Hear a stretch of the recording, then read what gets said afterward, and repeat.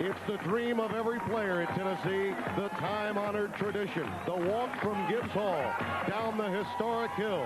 A dream come true for Philip Fulmer, a player in the 60s, a head coach in the 90s. Today, a dream fulfilled for Heisman hopeful Peyton Manning and his many teammates at Tennessee. It's down the hill to meet their cross-state rivals from Vanderbilt.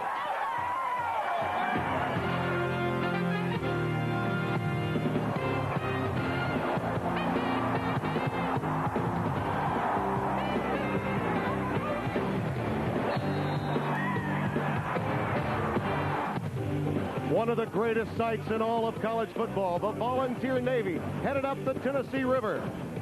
The players ready for their final home game as seniors, and the many fans, better than 90,000 on hand at General Robert Neyland Stadium for the Lee SEC Game of the Week. The Vanderbilt Commodores in to take on number 5 Tennessee. We are live. Hello, everyone. I'm Tim Brando. Yes, it's the final game of the season on Jefferson Pilot Sports coverage of SEC football, and you bet the rivalry factor comes into play. On paper, Tennessee should blow out Vanderbilt today. But need I remind you what Kentucky did last week in the Commonwealth? Dave Rowe, I know you know all too well about rivalries in college football. Rivalries can change everything. And I know it's a cliche, but you throw out the records, you throw out the statistics, and you just go out and play football. You imagine what this game would do for Vanderbilt if they win it. It would make what is a dismal season an incredible season. It's an incredible trifecta offensively for Tennessee. It truly is magnificent. It begins in the air with Peyton Manning, and when you look at these season marks, realize he's just a sophomore. Joey Kent, watch him run the deep post. He had the big catch last week. And Jay Graham, just a few yards away from becoming number 1 in a single season on the ground. When you've got that in your arsenal, you should be number 5 with a bullet. Well, you certainly should. And imagine this, Tim. They're all back next year. That's incredible. Plus the fact that they'll play 9 games in state next year. They've got all the makings to go for a national title. They really do. Now, Vanderbilt does have an excellent runner with 4.2 40 speed, Jermaine Johnson. Last week you were in Gainesville, and I know you were impressed with how far that defense had come along. Well, several players really impressed me last week. James Manley, of course, Jamie Duncan on the outside backer, and Eric Vance. And today it's going to be a lot of work on Stallworth's part. Stallworth has got to get pressure on the quarterback. He is really their threat to get in there and disrupt the passing game. This is a Tennessee team that wants to end with an exclamation point as they head for the postseason. Number 5, and hopefully moving forward under Peyton Manning and company. We'll be back with a kickoff. Today's Lee Apparel SEC Game of the Week is brought to you by Lee Apparel. With new styles and colors, you'll like the way you look in Lee, the brand that fits. By the Jefferson Pilot Life Insurance Company, the vision to power your dreams. By CarQuest Auto Parts Stores. For the CarQuest store nearest you, call 1-800-492-PART. By your local Mazda dealers. And by Burger King, where you can get your burger's worth. The new Mazda sport truck, B2300. I got a passion. Unbeatable 50,000-mile warranty, fully equipped, plus air. For the price of a bare bones Toyota. B2300, on sale now. Mazda. I got a passion.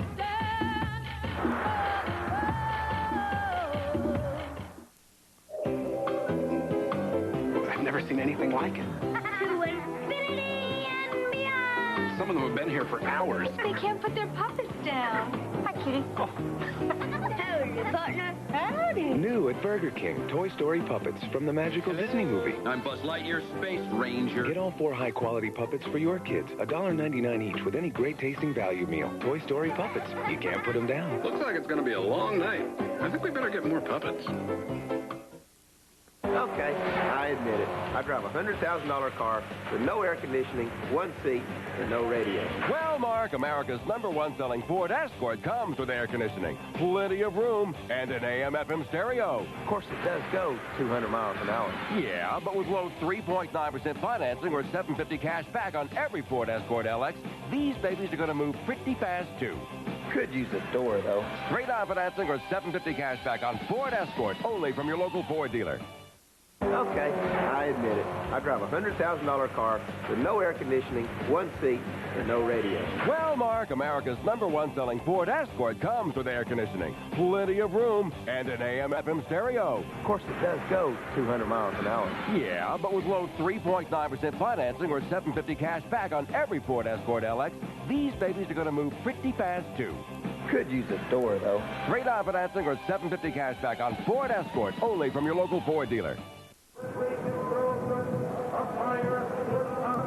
They take away the tee as the team has made its way through here at Neyland Stadium in Knoxville for this matchup against Vanderbilt. Along with Dave Rowe, I'm Jim Brando, and downstairs, our partner throughout this entire season, Bob Kessling. Bob? Tim, you know, this is a very emotional day for these Tennessee seniors here playing their last game. Last week, Tennessee came out a little flat against Kentucky, fell behind 34. They lost 34-30, won the game 34-31 after falling behind, so they hope to come out more charged up today. Meanwhile, today, Vanderbilt also tries to go their running attack even into higher gear. Jermaine Johnson, who has had a great year for them, needs 38 yards to go over 1,000 yards for the season. He'll be a factor for Tennessee. But the Vanderbilt offensive line's got to block. Tennessee's got a chance to set a single-season sack mark. Leonard Little and Steve White have been terrific all season. They'll try and even get more charged up today. And speaking of charged up, the Tennessee seniors, it's an emotional game. Sometimes you kind of get lost in all of that. Scott Gallion, Bubba Miller, and Jason Lehman, terrific leaders on this Tennessee team. Gallion running through the tee for the final time. He's been a captain all season, so he's been out there for the coin toss. Today is the first time all season long he's run through the tee, and we'll see how Tennessee seniors react today. Absolutely gorgeous day. Temperature at 39 degrees. Wind right now not a factor, though throughout the course of this afternoon it may become one. And the forecast is partly cloudy for the rest of the afternoon. Jeff Hall from Winchester, Tennessee, young man that won a game, a very crucial game early in this season against Georgia, from Philip Fulmer's hometown in Winchester, will tee the ball up. And Vandy, which won the toss, elected to receive. Cliff Deese drops back deep. He's joined by Damian Charlie. Deese averaging just over 21 yards per kickoff return. You know, you look at this Vanderbilt team, they have to be as confident as they've ever been this season, based on what they did last week. Certainly, they held Florida. Last week, there were 5.5 minutes left in the second quarter, and Florida had less than 100 yards offense. They played extremely well. They got to have some offense today, though. We mentioned that in relative terms, they got off to such a sluggish start, then won a couple of games and played well against the Gators. Damian Charlie backs up into the checkerboard end zone and will not bring it out. So the Commodores will take over 1st and 10 at their own 20-yard line. By now, I'm sure you know what Vanderbilt has gone through offensively this season under Rod Thalhauer, the 51-year-old head coach, trying to go more to a pro passing attack from what had been an option-oriented offense. He lost Ronnie Gordon to a near-separated shoulder 3 weeks ago in the Kentucky game. So Damian Allen, who had been in and out of the starting lineup with Gordon early, is now back in. And the numbers have not been kind to Damian Allen. He is rather elusive, though, and he'll probably need to be against this awesome Tennessee pass rush. On 1st down, the play fake, and he's going deep for Simon. Underthrown, and a marker down. Pass interference, likely the call against Raymond Austin.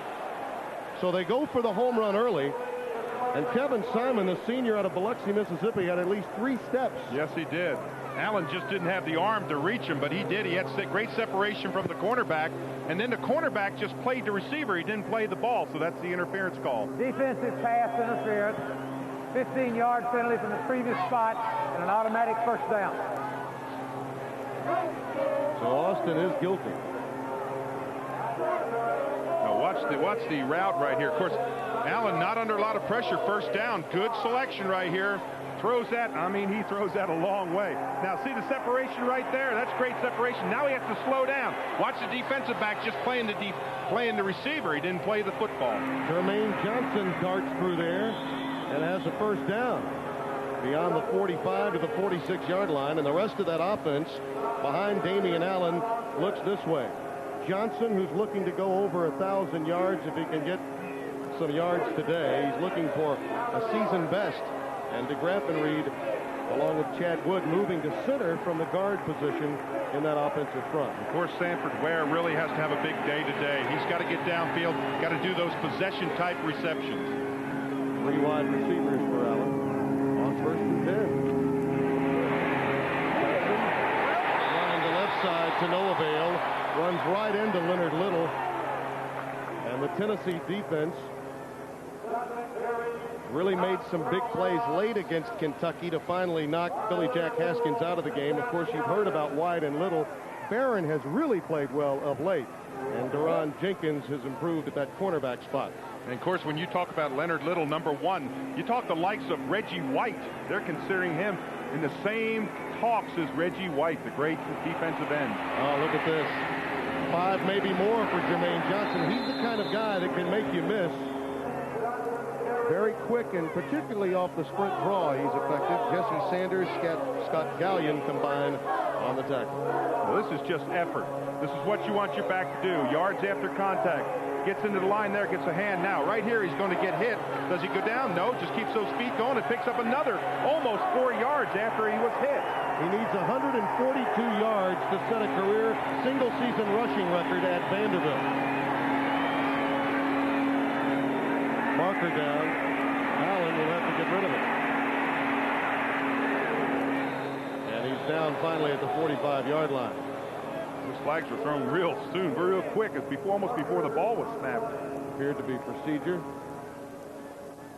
We'll check with Dick Burleson and see what the story is. Well, everybody got a flag down. There's 3 flags down. We have an illegal shift in the backfield. 2 men in motion at the snap. 5-yard penalty. Repeat the down. A form of procedure. You see the officials today. Dick Burleson heading up the crew. Butch Hanna, the umpire. Daniel Dominski is the linesman, and the field judge Tommy White. As you look at Philip Fulmer, played here from 69 through 71, was a plugging offensive guard and proud of it. And one of the more affable coaches that you'll meet in the profession. Just a joy to talk to him. 3rd down and 9 for Vanderbilt. Little hitch right over the middle to Sanford Ware, and that's the 1st down to the 41-yard line of Tennessee. Boy, and that is almost an unstoppable play. What you do is you bring Ware comes along the line. Now watch, he's just going to take a couple steps and they come right along the line, catch it. Now watch those big linemen get in front of him. See them there on the left of your screen? Bang, they knock out the corner, and then you come underneath. You've got to get the strong safety. He's got to come all the way underneath to make that play.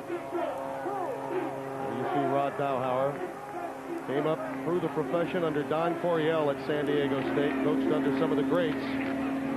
Paul Morgan with his first carry of the day. He's been in the game for some time rather than Royce Love, as Vanderbilt goes with the double tight ends on occasion. Now, Tim, you know, we talked about last week's game with Kentucky, this Tennessee team.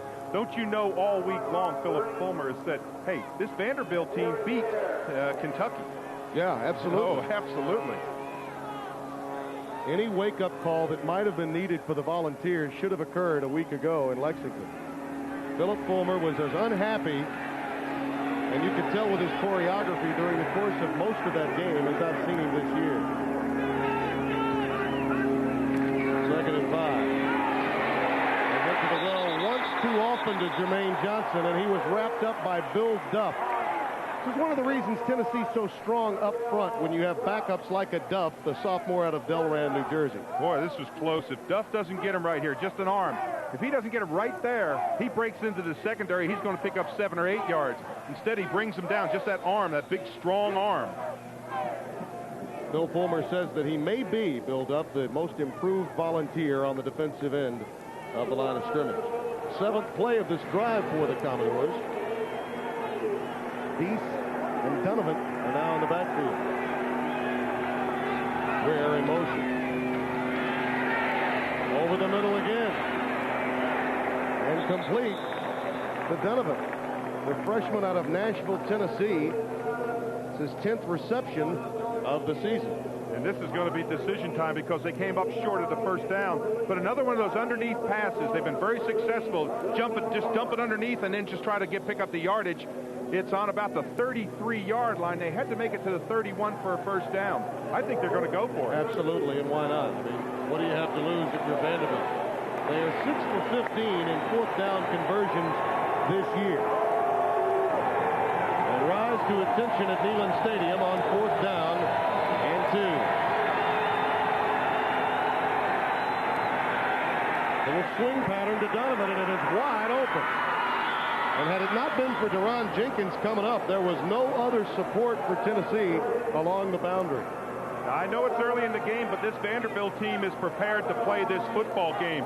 This is not an easy pass when you've got a back swinging out of the backfield and you dump it to him. But Allen is right on the mark. He gives him a chance to turn off field. He picks up the first down yardage. And this drive started on the 20. They've now driven the ball 60 yards. You look at that turnaround in the last 5 games for this offense, much of it due to the fact that they decided to feed Jermaine Johnson a bit more and run that offense through him. Not much room that time for Allen. Tyrone Hines coming up from that linebacker spot to knock him down, the junior out of Brownsville, Tennessee. And what you want to do if you're Vanderbilt in this situation is don't make a mistake. Don't try to force the ball into coverage. Try to come away with at least 3 points on this opening drive. Gives you tremendous momentum for your offense, and it also gives a spark for your defense when they get in there on their first series. Inside the 20, teams have been rather successful against the Volunteers, but the truth is you just don't get there that often.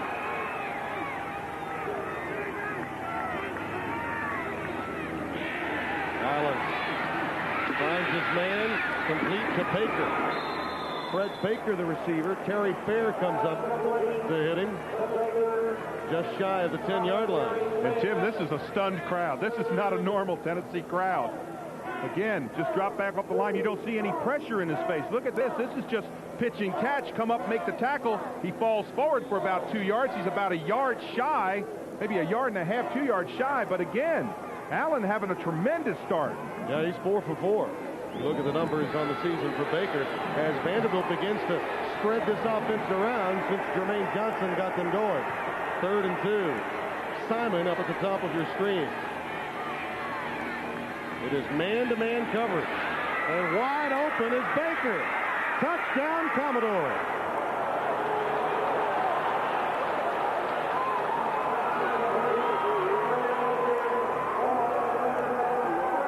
Did you see the statuesque maneuver in the end zone? Now, if you read the celebration rule as it's written, that should be a flag in the end zone. It certainly should be. I was looking more towards the block that Simon made on the corner.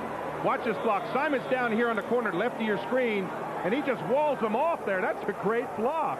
But you can't do that. No. Not allowed to do that. When he stopped, shortly after he got into the end zone, he struck a pose, clearly calling attention to himself. Once again, that conservative rule went a little liberal in November. Touchdown Baker. He's a happy camper regardless. 7-0 Vanderbilt.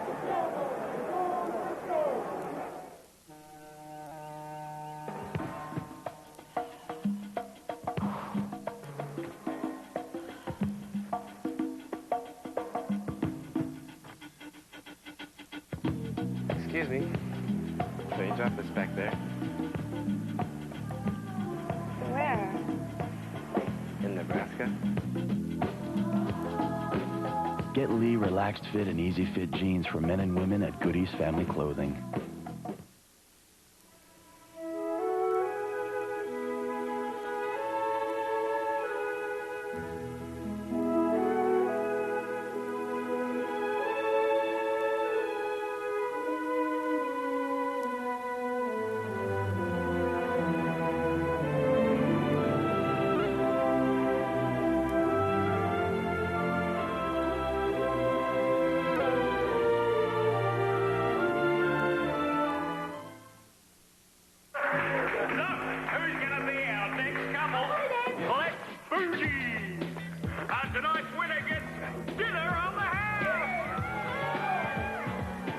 Here in the Outback, nothing brings out our hunger to complete like a juicy steak and a bloomin' onion.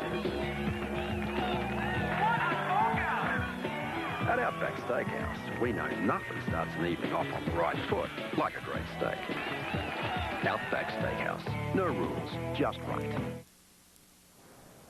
At Phillips 66, we hear some tall tales, like this one. After my first tank of Phillips Super Clean gasoline, my lights got brighter. Tank 2 and my wipers beat faster. Now I'm working on my third tank, and I'm getting cable on my radio.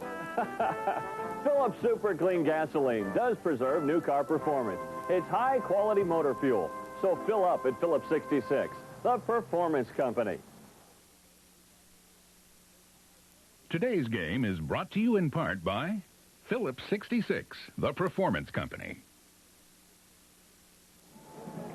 Rod Dowhauer, perhaps the only man in Neyland Stadium not shocked at this point. That is truly a stunned Philip Fulmer, who saw his team sleepwalk, admittedly, through a quarter and a half of that Kentucky game, and then they found out that the Wildcats were for real. Vanderbilt kicking it off. Steve Yenner will do the honors. Back deep, Terry Fair for Tennessee. Short kick, fielded at the 15. Down about the 32 or the 33-yard line.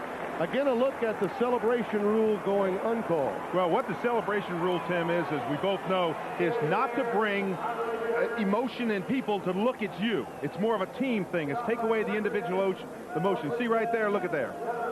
That's kind of, now that's right there. That's celebration. That's what they're trying to get away. He called attention to himself. Exactly. Peyton Manning, 22 touchdowns, 4 interceptions with tremendous ratio.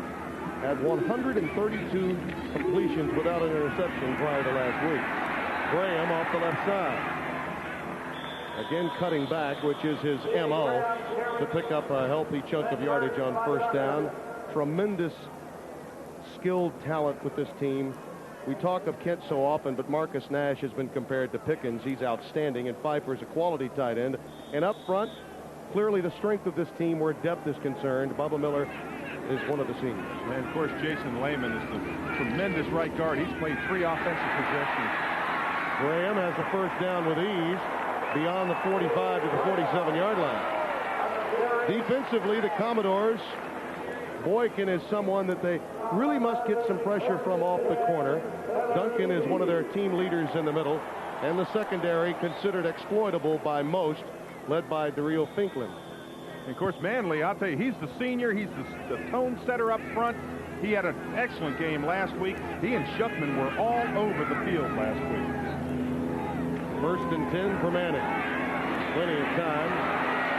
And overthrown into some double coverage as he was looking for Kent. And it falls incomplete. You know, you mentioned Schuckman. One of the things Vanderbilt did, Woody Woodenhopper decided to allow Matt Schuckman to move around from place to place and actually call signals off of what Danny Werfel was doing at the line of scrimmage. It's an incredible defense that Woody's running there on this Vanderbilt team. It looks almost, it reminds me so much of Pittsburgh, where he spent so many years as defensive coordinator. Those great teams with the steel curtain. 4 wide receivers for Tennessee here on 2nd and 10. Manning audibilizing. Yeah, he saw the blitz by Vanderbilt, and they're going to stay in that blitz. Pass is broken up, nearly picked off. Great work off the corner by Corey Chavis, sophomore out of Aiken, South Carolina. Pass intended for Greg Kyler, the freshman receiver for Tennessee. Now, this is a hot pass. When you think blitz, you throw it out quick. And watch this, almost intercepted. That's Chavis jumping in front. If he had about another half a step, he was down the sidelines for a score. Boy, this crowd is quiet. This is not normal Rocky Top. No. 5 wide receivers now for Tennessee on 3rd and 10. Out of the shotgun. Manning again with plenty of time. Overshoots his man Ken again. Well, Tennessee came out of the gates sluggishly last week. But after having seen Damian Allen go 5 for 5 for 50 yards, his counterpart, the Heisman hopeful Manning, throws up an offer in Tennessee's opening series. 0 for 3 in the air, and Binion will punt it away. Well, Manning has not really had a bad game where he's really had to press himself. He's a youngster, and a lot of people say, well, that'll be the mark to see how good a quarterback he is. He's an outstanding quarterback. He really is. Somebody got a piece of that one. That one was deflected by Vanderbilt with a marker down, and it gets a Commodore bounce all the way back to the Tennessee 48-yard line. Now, there is a flag down. We'll have up to check it. And the flag was thrown right along the line of scrimmage. I thought the ball was tipped. Damian Charlie did come through to deflect it. And look at Vanderbilt. They're all signaling, no, we don't want it. So I think the penalty's going to go against Tennessee. Dick Burleson will bring us up to speed. We have an illegal formation against the offense. The penalty is declined. First down. Philip Fulmer prides himself on having quality special teams. So now just about every aspect of his team has let him down early today. They're trailing 7-0, the Volunteers, back after this word from your local station.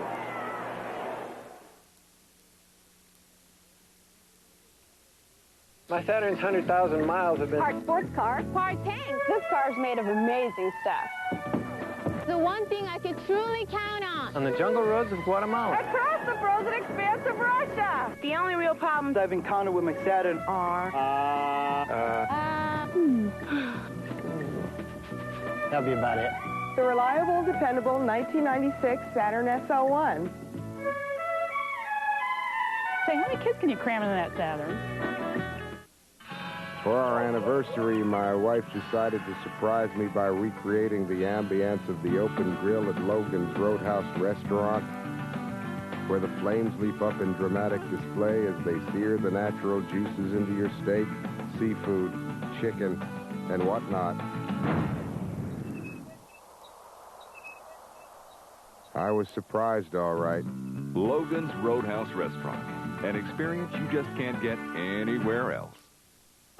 Auto Value is the store with the parts you're looking for. At our auto parts stores, we take the word value very seriously. That means we give you the most for your money. For engine protection, count on Wix. Buy any 2 genuine Wix filters and get a replica of a 51 Ford pickup for $12.95. 1925 and 4 Wix filters gets a 40 Ford coupe and trailer. Auto Value is the store with the parts you're looking for.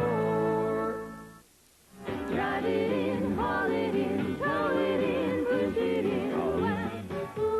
If what you're driving now has seen better days, bring it to Beeman. At Beeman Pontiac Toyota and GMC Truck, we're dealing now.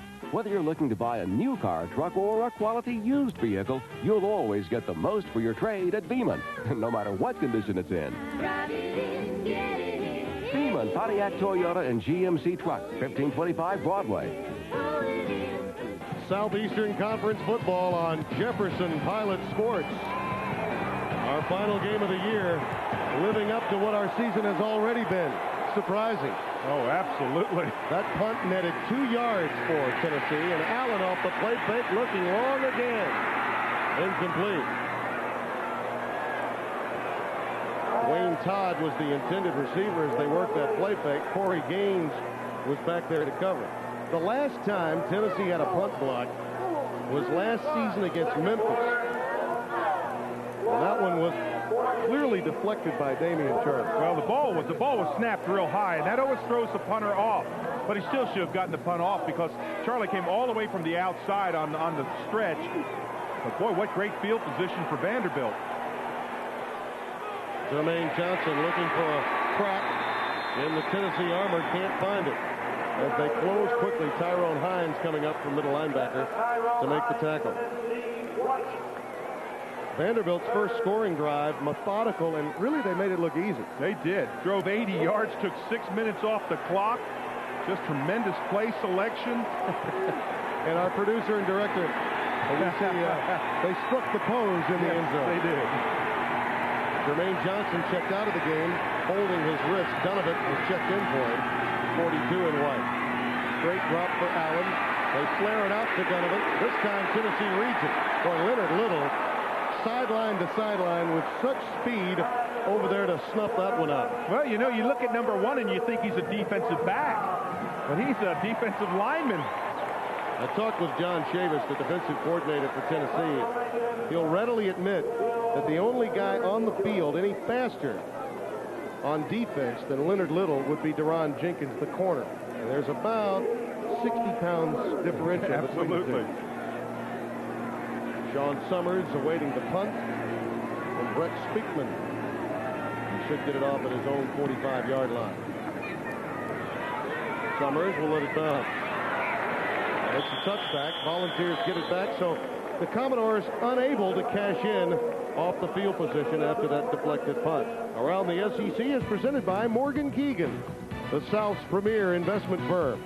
Other games today, how about the Egg Bowl? Ole Miss and Mississippi State. Tommy Tuberville getting his first taste of Old Jackie in this series. By the way, for those of you concerned about where Jackie Sherrill might be, he'll be in Starkville. He said, I'm not going anywhere. We'll be here a long time. Score, Florida, now leading Florida State 7-6 early on. Graham takes it beyond the 25 to the 26. Going back to Jackie Sherrill, I really think Sherrill enjoys the fact that people talked about his possible exit throughout the season. Yes, I think he feeds on that. What is this just quick feet by Graham? Comes into the pile. Watch those little quick feet. Stutter step, bang, and he makes that great cutback. He rarely gets caught in the backfield. There's Rennie Simmons, the offensive coordinator. He was an offensive center on the San Diego State team in which Dahlhauer was a quarterback, and Joe Gibbs was the right guard on that team. Mark Levine has checked into the game, number 19 for the Orange. And the quick out is to Kent. Ushered out of bounds at the 36-yard line. That'll be a first down. Carlton Hall coming over, number 34, to make the stop. You know, and I looked at Rennie Simmons. I think what he was saying was, hey, listen, when we get an opportunity, we've got to score, because they know how powerful this Tennessee team is. Yeah, they continue to put pressure on you with their offense. If you get an early advantage on them, as Kentucky did last week, the Volunteers are going to make you outscore them. Absolutely. First and 10 at the 36 for Peyton Manning after his completion. Quick out to Levine. At speed off the corner, clearly on Tennessee's side as he gets it to midfield. Mark Jeffcoat, the junior out of Brandon, Mississippi, comes over to make the tackle. 19 yards the game. This is just a well-thrown ball out to the flat. Just pick it out to the flat. That's a lateral behind the line now. Picks up a good block there by one of his linemen. Downfield now, just gets as much yardage as he can. That's just a great play. You know, one thing I think might have been a factor in that early series is that sun is right in their eyes. It's that time of day when the sun is just over the edge of the stadium, and you can see Manning squinting his eyes. Chester Ford and Jay Graham are now in the backfield. It's off the right side to Graham. Gets a couple of yards. James Manley comes up, the senior out of Birmingham, Alabama, to make the tackle. A young man, James Manley, that worked awfully hard once Rod Dahlhauer's staff got there to strengthen his game overall, and look at that on Jay Graham. Well, he's another one that really worked hard in the offseason. The only game in which he missed that was Alabama. He had 84 yards in that game. Of course, Tennessee got it done through the air that day. Second down and 8. Quick pitch to Graham. No stopping Jay. He just simply ran out of terrain. Bubba Miller keyed that. The senior who had to sit last week because of a self-imposed suspension by the school. Yeah, watch him, right guard. 71. Right? Going to get him right there. Boom. Kick him out. Now cut back inside. And you're just not going to bring him down with an arm tackle. You can't just reach around and try to hold on. You've got to get in front of him. You got to square up on a great running back like him. From the 27-yard line, first and 10. Manning sees blitz, checks into this. Incomplete. Good coverage that time. Peerless Price, the intended receiver, is Real Finklin came up to hammer him. And that was a good stick. I think Finklin read the exact same thing.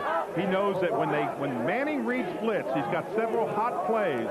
And I mean, he drills the ball in there, and Finklin just came up and just nailed him. That should have been a reception. Just a solid hit. This is a young man that they have high aspirations for at Vanderbilt, Finklin, who has shown the ability to cover at the SEC level week after week. That's not been the case for all of those in the secondary for the Commodores this year. Second and 10. Graham stops up.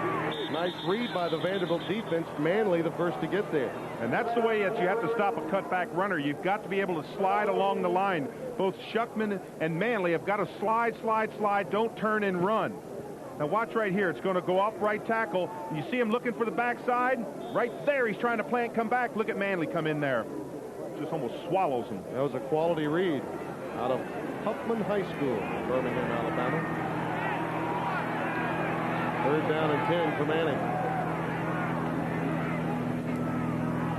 4 wide receivers.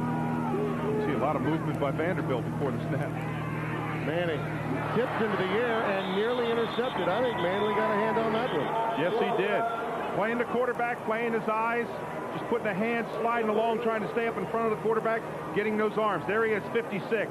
Now slide, get out there, see the quarterback, get those hands up, and there's the tip. The big man is working hard.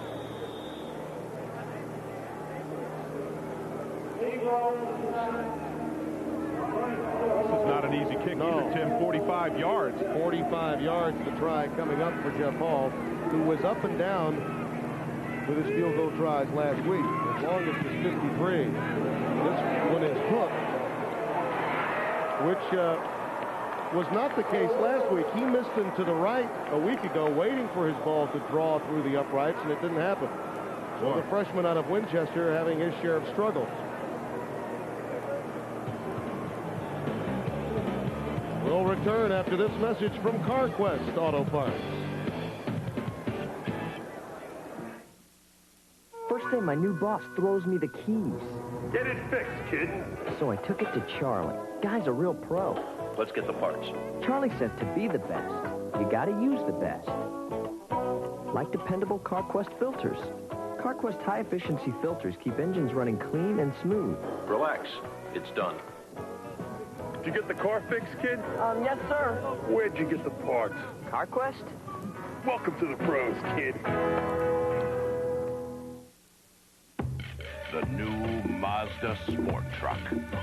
B2300. I got a passion. Unbeatable 50,000-mile warranty. Fully equipped, plus air. For the price of a bare-bones Toyota. B2300. On sale now. Mazda. I got a passion.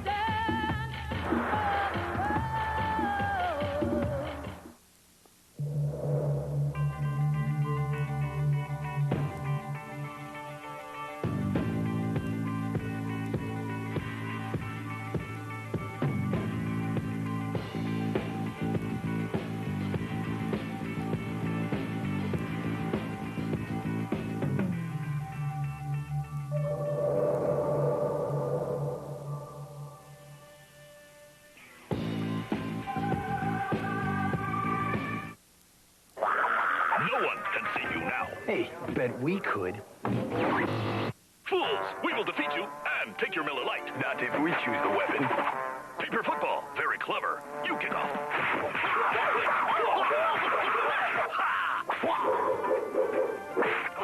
It's good. We are saved. When you've got the great taste of an ice cold Miller Lite, life is good. You are worthy opponents. Let us celebrate. I know a good sports bar around the corner. Life is good. Woody Woodenhopper, a former head coach at Missouri, and has done a tremendous job bringing this outmanned Commodore defense along. Boy, several interesting things. He's making some changes as Manning comes to the line, and you see him fake blitz, drop back, sell out blitz, doing a lot of changes as the snap count's being called. Much as he did last week against Florida. Allen over the middle, incomplete. Pretty good coverage that time from Sean Summers. And let's go down to Bob Kessler. Bob? You know, Philip Fulmer has a very interesting perspective on this game. He grew up in Middle Tennessee, played at Tennessee, coached at Vanderbilt, now coaching at Tennessee. He said in '87, some of the seniors invited him to run through the tee with them on the senior day. He said they were all crying and hugging on the sideline. They looked up, and they were trailing Vanderbilt 21-0. Tennessee came back to win that game, but Fulmer has reminded his squad, this is Vanderbilt's biggest game of the season, and they better be ready to play. Vanderbilt is today. As the time of possession will show. Jermaine Johnson wrapped up quickly. That's exactly what you have to do, is use your own defensive line speed to get to him at the initial point, and build up did that. Boy, nice slide. Looking for that little seam. Again, plant, cut back. Look at Duff. Slide along the line. Don't turn. That's exactly what you want your defensive linemen to do. Don't turn their shoulders. Slide, slide, slide. Hit them square into the hole, and Duff has done it. 2 for 4 on third down conversions, the Commodores. This is 3rd down and 8.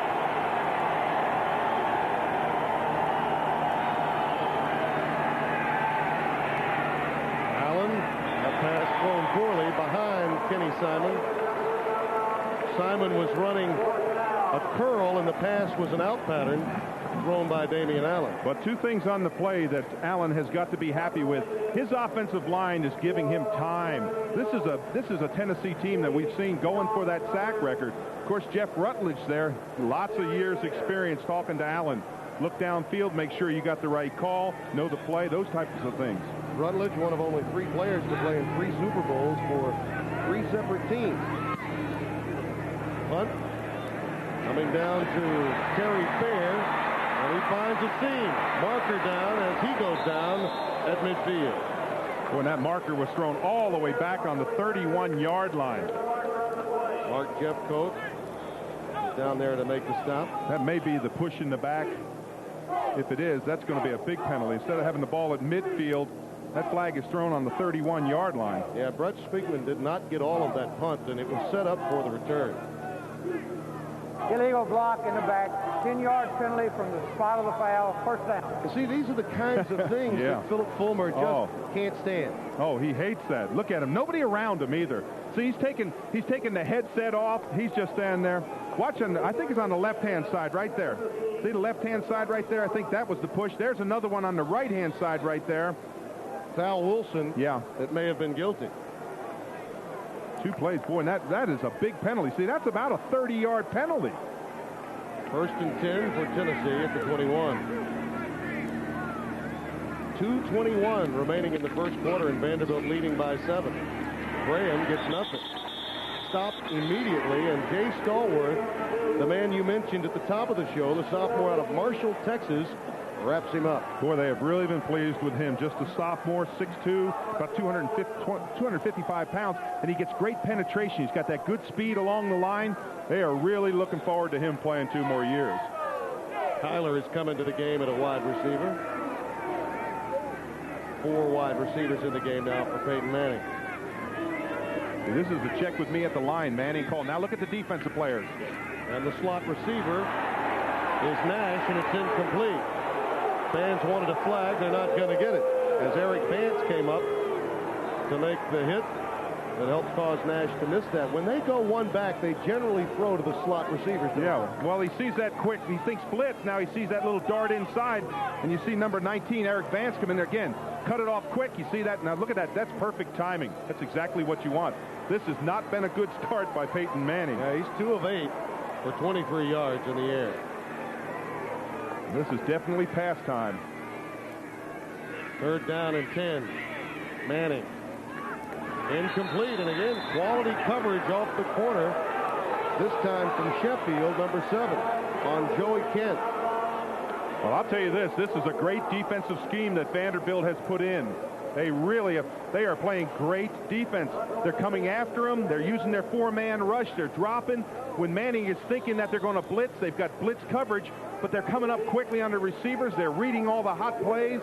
This is you talk about a stunned crowd. I don't think there's anybody even chewing gum in this crowd loud. Sanford Ware waiting at his 42-yard line as Larry Binion punts it away. Tight spiral, fielded at the 40. And Ware just shy of midfield after a 39-yard punt. Scott Gallion got down there to make the stop. And again, Vanderbilt with quality field position, but much as was the case last week against Florida in the game that you had with Paul Kennedy, they did not cash in as often as they needed to early in that game. Exactly right. You have got to cash in. Of course, there's Ronnie Gordon. He's the one that suffered the injury, or he would be in there as quarterback. But you have got to capitalize. When you get the ball at midfield, that's almost 4-down territory. You have got to come away with some points. Particularly against this Tennessee offense that you know at some point will get on track. Double tight end. Down goes Allen. Wallace, Steve White, the senior 64, out of Memphis, Tennessee, made the stop. Boy, he hammered it. Boy, that was a good big-time play. He's on the right of your screen, 64. Sets up now. Just when he escapes right there, just sprint right, and don't tackle to him. Go right through him, and that's what he did. Again, watch this. Don't tackle to him. Go right through him. You see him just run right on through the quarterback. As a team, they're 1 below the school record for sacks. Steve White has 8 of them. Johnson, nothing doing. Tennessee defense trying to make an emphatic point as Leonard Little gets through this time. Well, that's big-time penetration. It's exactly what you want to do. Watch Little, number one. Break the seam, get in there, square up, hold on, bring them down. Wow, he has 28 big plays. Now, big plays are tackles behind the line, of course, sacks, fumble recovers, things like that. He is a leader. This may be the last play of the quarter, and the crowd responds to its defense. Jermaine Johnson, now look out. Spinning, darting, and managing the 49-yard line. You know, a couple of Tennessee Volunteers managed to just get a hand on him to slow down and impede his progress. Otherwise, he might have broken it. That's right. Well, it's a surprise at the end of the first quarter. Look out for the second, right? Vanderbilt's thinking that. They lead by 7. 7-0 Vanderbilt. Now, Rod Dahauer's offense went 80 yards on its first drive. They've had 4 yards total offense since. Yeah, 3 and out twice, and that'll kill you. That is an absolute killer, especially for your defense, who is playing so solid. Speakman to put it away. Fair back deep. A low trajectory with plenty of room for Sean Summers. There he goes. Marker down. Boy, if this is against Tennessee, they're going to have a heart attack. Marinangle made the stop. Marinangle, the punter, made the tackle. I wouldn't want to be standing next to Philip Fulmer if it's holding against. No, it's holding on the offense. It's all right to stand next to him now. Again, good run right here. They get a good split in the middle, run them wide now. Just good heads-up running right there. Breaks a couple arm tackles now. Get to the outside. You try to get a block here, but good position. First down for Tennessee. A 32-yard punt, a 29-yard return as you look at our Lee Apparel first quarter stats. Vanderbilt amassing most of that yardage on that initial drive.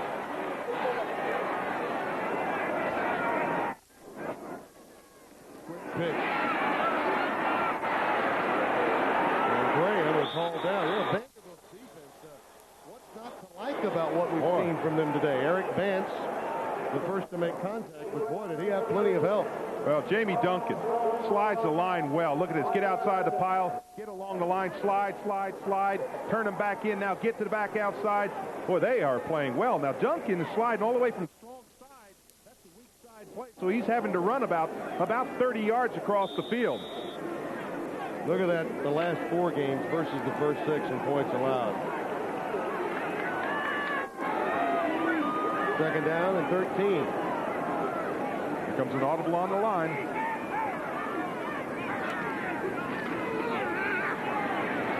Out pattern incomplete. Jay Graham heard footsteps belonging to Carlton Hall. And so did Manning. Because they burst up through there, you have to throw that ball just a little early. Again, maybe looking back into that sun may be more of a factor than what we think. But that is no excuse for missing that one. It's laid right out on the fingertips. Look at that. At home, the career passing yards have not been what he's had on the road. I mean, he's really been a better road show in the air this season. But this team has been taken out of sync by Woody Woodenhoffer's scheme. 6 receivers in the game, 6 defensive backs, I beg your pardon, in there for Vanderbilt. As they don't allow the big play. Pfeiffer, the tight end, makes the grab. And the fans beginning to show their disgust. Yes, they are. Tennessee's offense. Well, think of the field position. They had the ball at midfield. I mean, they had first down on the 49-yard line, and they made about 4 yards on the drive. That's not much of a drive. Now they're going to give the ball back to Vanderbilt. Pinion to punt it away. Sanford Ware drops back deep at the 10-yard line.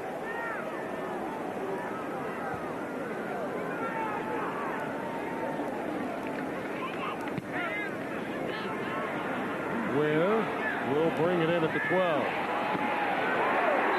Manages the 15, and that's it.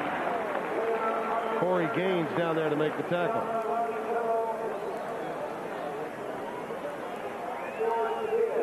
George Kidd, among others, down there. Young man that's been seeing some playing time at the linebacker position for Tennessee. And, Tim, now we'll see if what Rod Dalhauer said to his team, we can't go 3 and out, comes true. Because right now, if Tennessee can stop them here, they'll get great field position, get the ball back. Vanderbilt has got to drive for at least 1 first down. Simon in motion. Again, it's Johnson. And Tennessee up to the challenge up front. Such quickness to go along with size. Tyrone Hines makes the stop. Bob Kessler. Vanderbilt really wants to protect Damian Allen, the quarterback, because the guy behind him, Ronnie Gordon, has a separated shoulder, as Dave talked about. The guys behind those two are both true freshmen, and Rod Dalhauer does not want to pull those guys out of their freshman redshirt year. So, again, they need to protect Damian Allen today if they want to stay in this game. Williams and Fleming, the tight ends, are in the game. Johnson, now watch the speed. 4-2 in the 40. Down the boundary. And hauled down by Hines, which tells you something about his speed, coming down with an angle to make the stop. Did you see the block by Royce Love, 48 out in front leading it? Boy, he kicked out the corner just tremendously. Watch him, 48, lower the screen to the right. He's going to kick out right here, right there. He's got the block right there. Now it's down the sideline. Get your feet back underneath you. You threw it on Deron Jenkins, number 18, the cornerback. How about the speed of Hines at linebacker coming over to make that stop? And it is Johnson that came down gimping. He's over 1,000 yards after that run. Marker's down. Where that marker first carry of the day for Dominique Colger, or I beg your pardon, Marcus Forrest with that carry for Vanderbilt. That may be a free 5 yards lining up in the neutral zone. That's what it is. Yep, sure is. Well, that changes the complexion because that gives you a free 5 yards. And Vanderbilt has done exactly what they had to. They had the ball back on about the 14, 15-yard line. They've driven the ball out. They've given their defense a rest. Even if they come away with no points, they've gotten the ball out of deep in their territory. Tennessee, on the other hand, has not done what they had to do. They had to stop them deep there. Offside, defense, penalty is 5 yards from the previous spot. Replay first down. Look at that. Gators up 21-6 on Florida State. You'll recall last year they had a 31-3 lead before the Seminoles had a 28-point fourth quarter. Tie that game. Said you did last week's game, and Tennessee didn't score in the first half, I don't believe. Well, their offense didn't. Yeah, that's right. Their offense didn't score a touchdown. 1st and 5, Allen. Oh, that's a rifle. Baker makes the grab, the man for whom picked up the lone touchdown in this game. I'm impressed with Allen's arm throwing that out pass. I am too. I thought that ball was going to Jermaine Johnson, who had circled out of the backfield. But Vanderbilt, and again, that's the first time I've ever seen 90,000 people as quiet as this. They're just stunned. Tennessee was a huge favorite coming into this game. We talked about rivalries, and rivalries, the old cliche, throw out all the records and the stats and everything are true so far in this game. Love is in the slot. Johnson. Boy, Hines just hammered him hat to hat, and the flag down. Boy, they got into Little that time. They controlled him, but boy, did Hines step up. Little took the double team, and Hines stepped up and said, thank you. Offside. Defense. Again? 5-yard penalty. Ooh. Down. Now watch Little. Number 1, they get him outside. Bam, right there. Now inside, look at Hines. Boy, that's a decleater. And you see the bottom of their shoes pop up. But you see these breakdowns and mental lapses by Tennessee. We've seen it in literally every phase of the game. Until now, their defense had really been able to do the trick since that opening drive. But now they're making mental errors. 1st and 5 again as Ware goes in motion inside the Tennessee 40. Johnson wrapped up behind the line of scrimmage. Gallion brought him down, and he appears to be hurt. Gallion held his left arm. Looked as if he held it. Might have hurt his left arm that time. See him holding it with his right hand. Boy, he's a tough kid. Great kid. Comes outside, just good stretch there. You don't see anything on the hip, but when he got up, he held his left arm. But he says, I'm not going anywhere. I'm staying right out here. Another key game today, of course, in Ann Arbor. Michigan with the early lead over number 2 Ohio State. 2nd and 10. Allen trying to sell the play fake. Now throws it out of bounds, intended for Simon. Leonard Little was coming, though, and Allen felt him prior to that throw that went awry. You know, I really like Little on the outside. He bites on the inside play. Watch this. Bites inside. Now, stop, plant, get right back out. Look at the great angle that he takes. See right there, a little touch to let the quarterback know that he made a good reaction, but good team speed. Great speed to get outside. Dalhauer got what he wanted. A couple of first downs. I'm sure he'd like more. You get greedy when you're up 7 against Tennessee in the second quarter. You'll know from the crowd what happened. Where the pass was thrown a bit too low, would not have picked up the necessary yardage because Hines was in position. Ware might be better off not coming up with that catch. But boy, the time of possession. Vanderbilt seems as if they've had this ball the entire first half so far. They have just controlled this game. This is a shocker. But the problem for them has been that if you look at the time of possession, and by halftime we will, Marinangle to punt it away. His longest 45 yards today. Summers and Fair are back deep. That's Sean Summers. This is punt for the corner. Got a lot of air underneath it. Look at Vanderbilt. Oh, the young man overran the ball. You know, when you have a poor record, those things happen to you. A 2-8 team gets that. You know, it's incredible. And he had a great position on the ball. He just slipped in the turf. Fred Vinson was down there. And Marinangel, you know, he had to be the unhappiest man on the field. Oh, I'm looking good. I'm looking good. Oh, I'm not looking good.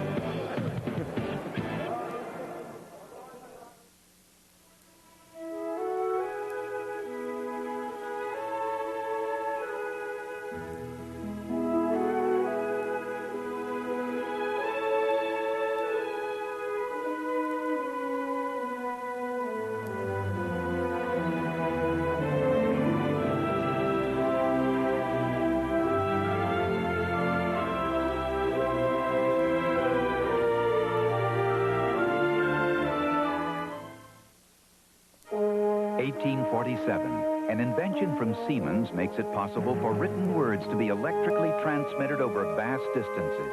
That was then. This is now. Today, the ingenuity of Siemens people is breaking new ground in communications and in medicine, in transportation, in energy, and automation. At 70 manufacturing sites in America, Siemens' inventiveness continues to open doors to the future. Siemens, precision thinking.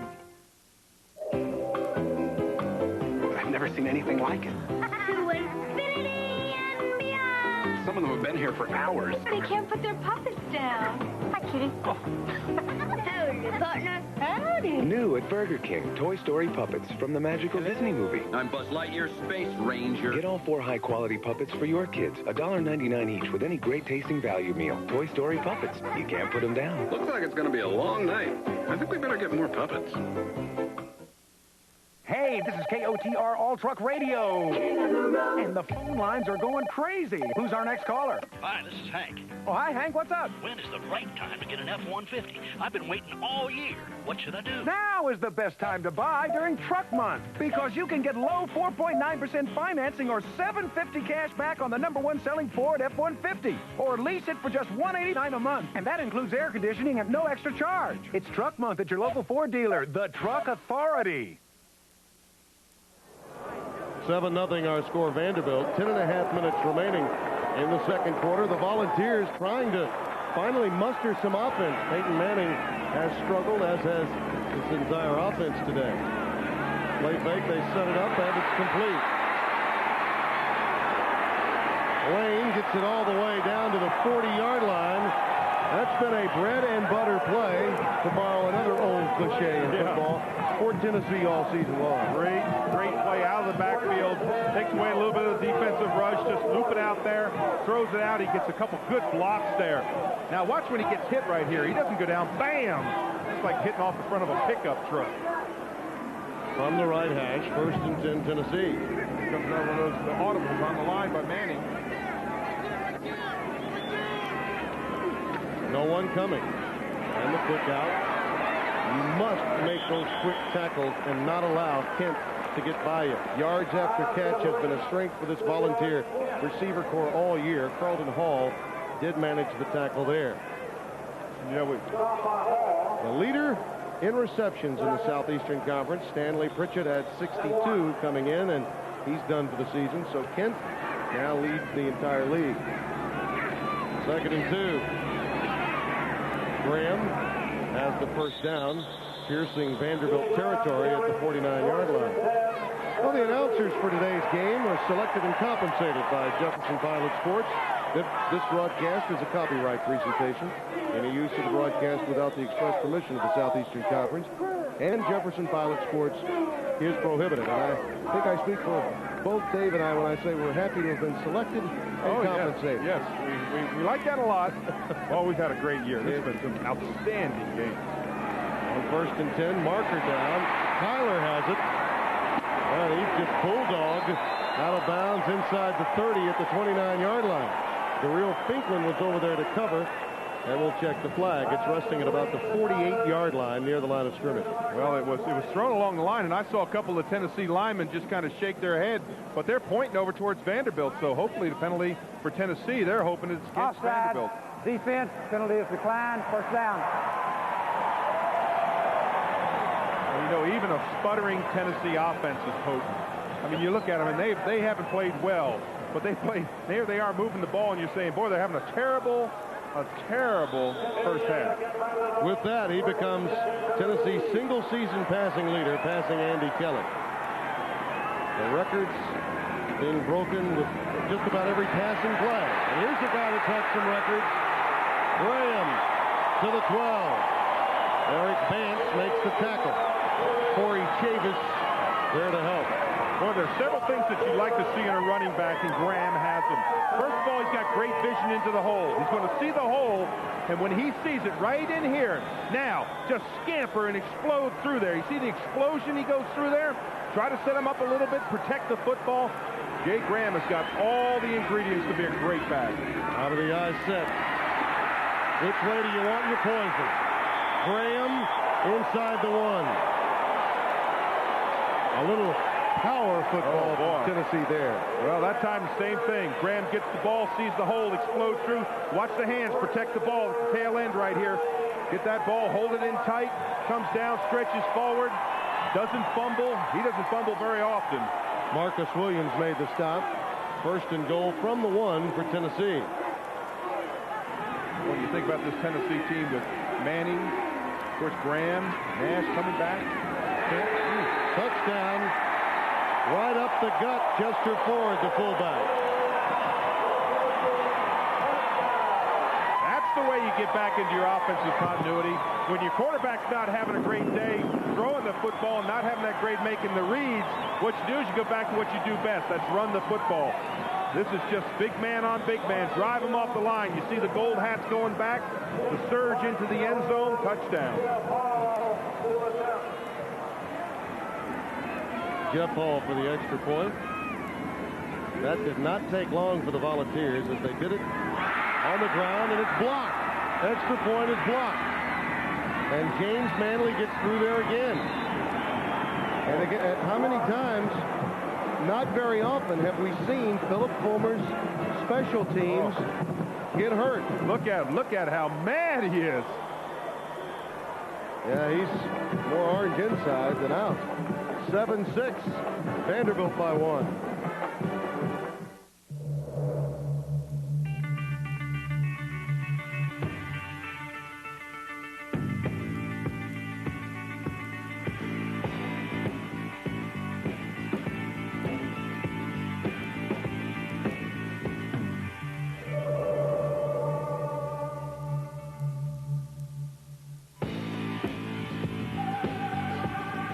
Get Lee Relaxed Fit and Easy Fit jeans for men and women at Goodies Family Clothing.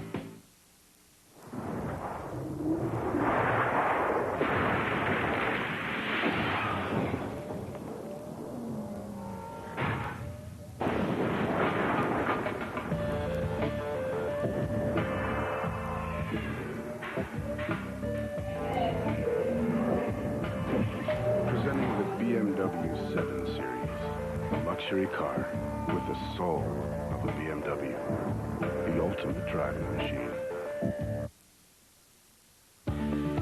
When people compare, they find Chevy Lumina has more power than a Taurus, more interior room and trunk space than Accord or Camry, and Lumina is a lot less than a comparably equipped Taurus or Camry. And right now, your dealer has a special shipment of 96 Luminas you can lease for just $249 a month for 24 months with $1,510 down. Chevy Lumina. Once you compare, you'll see there's really no comparison at all. See your Tennessee, Kentucky Gold Medal Chevrolet Geo dealer. There were many men who tamed the West. You best hand over the gun, Phil. But only one The man that killed Wild Bill is going to be awful famous. made it wild. I come here to kill you. Wild Bill has accepted your challenge. He wants me to show some color. Don't do it, Bill! Take a walk on the wild side. Wild Bill, rated R. Starts Friday, December 1st. The eternal flame here in Knoxville, Tennessee. And right now, you can bet that Philip Fulmer could be the pilot light for the eternal flame. After the missed extra point, after the touchdown, little pooch kick high into the air, could be trouble. Finally, hauled down inside the 15 at the 13-yard line. That was perfectly placed. And Damian Charlie was down there to finally fall on top of it. Little Fulmer talking with Jeff Hall, who has had his fair share of misses and blocked field goals and extra points now in the last few weeks. You talk about body language. Look at that body language. Arms folded in front of him. He's mad at the world right now.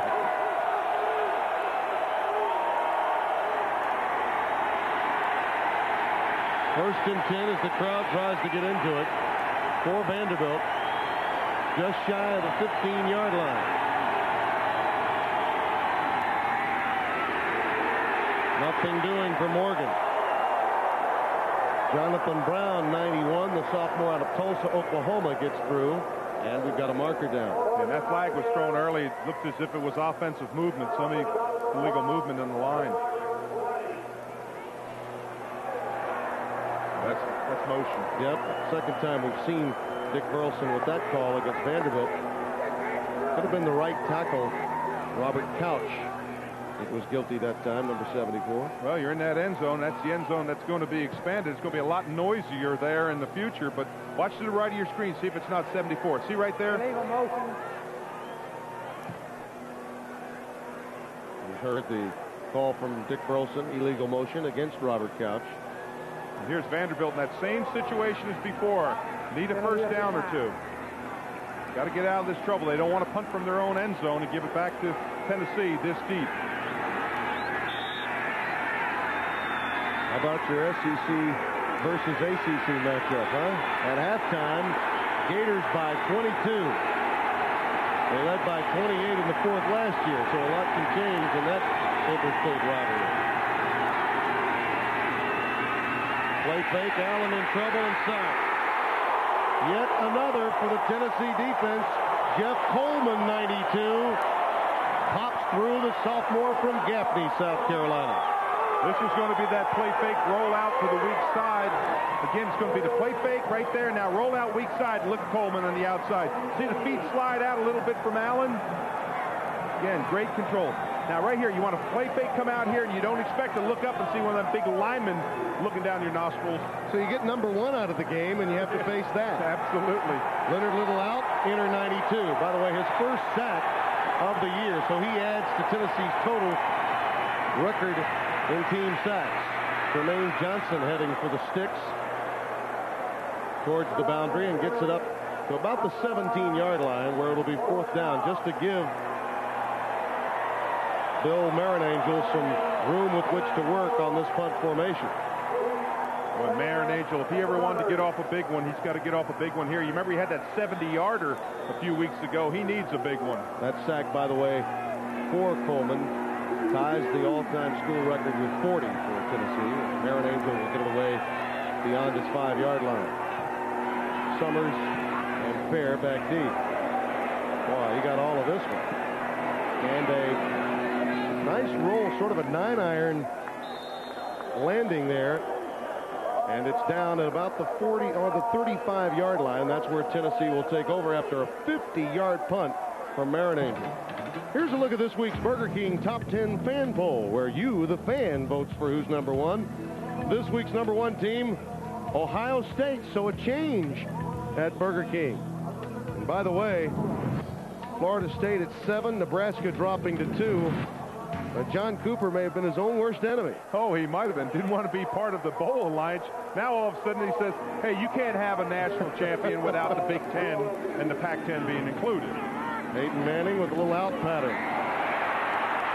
Very dangerous. After the reception, Eric Vance down there to make the stop. Maurice Staley on the receiving end. Let's go to Bob Kessling. Bob? Tim, you and Dave have been noticing that Tennessee's been rotating their offensive linemen almost every series. Another new lineman is in there. One of the things that the changes has made, Jason Lehman has slid down from tackle to guard. Lehman right now is Tennessee's best offensive lineman. They've also played Poole and Riedel, the starting tackles. And so the last drive, the original line that's been playing most of the season was in there. And maybe that's one of the reasons Tennessee's offense started clicking again. Could be. Manning in trouble off the blitz. Coming off the corner from the strong safety spot, Robert Sheffield. Now that was an interesting play because we saw the setup of the play as Bob Kessling was talking. We saw Manning recognize the blitz. Now he doesn't see it from the backside. Look at the backside pressure. Bam, right there. Big loss. That was Sheffield coming from the outside from the safety position just on a dead sprint. But Manning saw the blitz. But not from that corner. He saw it coming from another angle. You know, I'm really impressed with what Woody Woodenhoffer has been able to accomplish with his scheme today. 2nd and 20. Pass will be ruled incomplete as Nash got hammered. A little quick look-in pattern that they go to so often. So far, Peyton is 7 of 16 for 95 yards. Well, one of the things that's been impressive to me is, of course, the blitz package that they put in. But the fact that the defensive secondary, the minute the blitz packet, they've got so much confidence that their blitz is going to get to Tennessee, that their defensive coverage people come up quickly on the receivers. And they're gambling. If they don't get there, they're in deep trouble. Marcus Williams made that hit last time. And again, look at the defensive backs. Only 3 down linemen on this play. Manning manages to find his receiver at the 45-yard line. That's Kyler. Jamie Duncan there to wrap him up. And the fans are saying, go for it, Tim.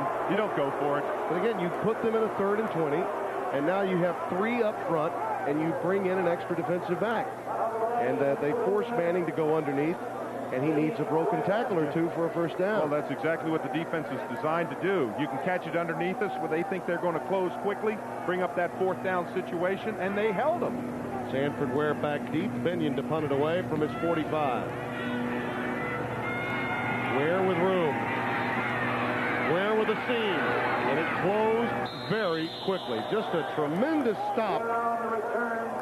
It appeared to be Summers that made that stop, and he needed all of that quickness and speed to stop what could have been a big return for Ware. Vanderbilt has it and has the lead when we come back. Burger King announces a truly magical opening.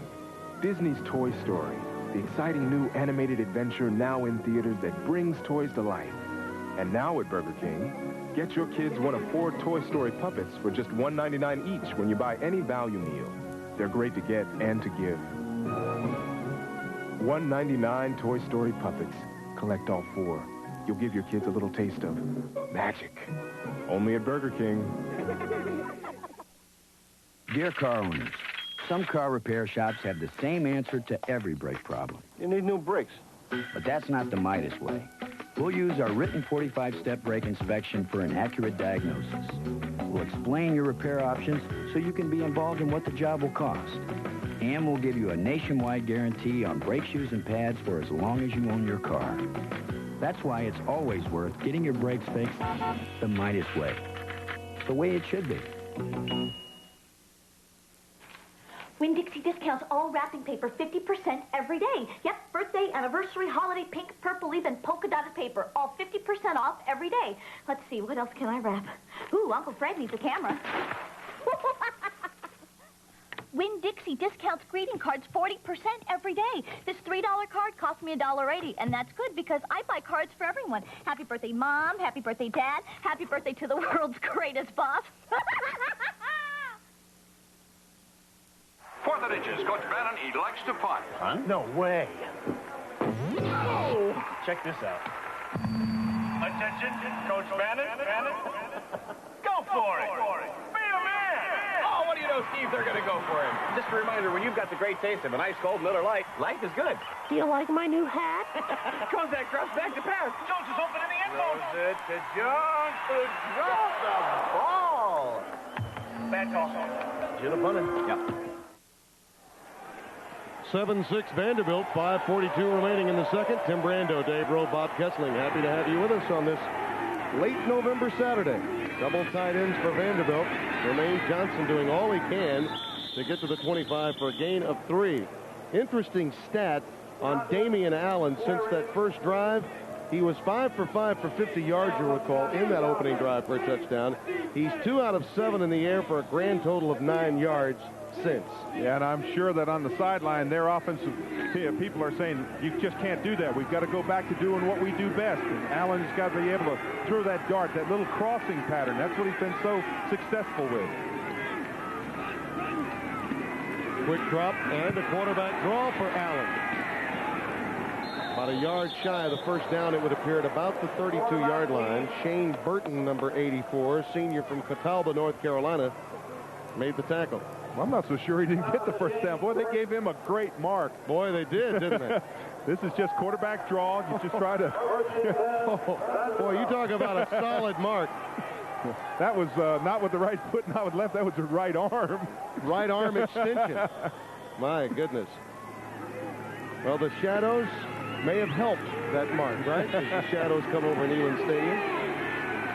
1st and 10 Vanderbilt at their 33-yard line. Johnson, nothing doing. Hines is having a field day. 5 tackles for Tyrone Hines, the junior out of Brownsville, Tennessee. That's what you want your middle linebacker to do. Just explode right in the middle. Watch this. Nobody blocks him. Just comes right up underneath. Bam. Right there. You got to take care of him. There are certain numbers that you've got to really look at. That time Chad Wood just did not see him. When you're spending as much time doubling some of those down linemen for Tennessee, and that happens, either Barron or Burton, maybe even Leonard Little, will allow the linebacker free rein. 2nd and 11, Allen. Just got hammered at the 35. One headgear went a-flying. Jesse Sanders lost his hat, and Allen nearly lost his head at the 35. Well, one thing that Allen has not done today, he's not made a mistake. This is close to it, because if he gets hurt, we talked about no one behind him.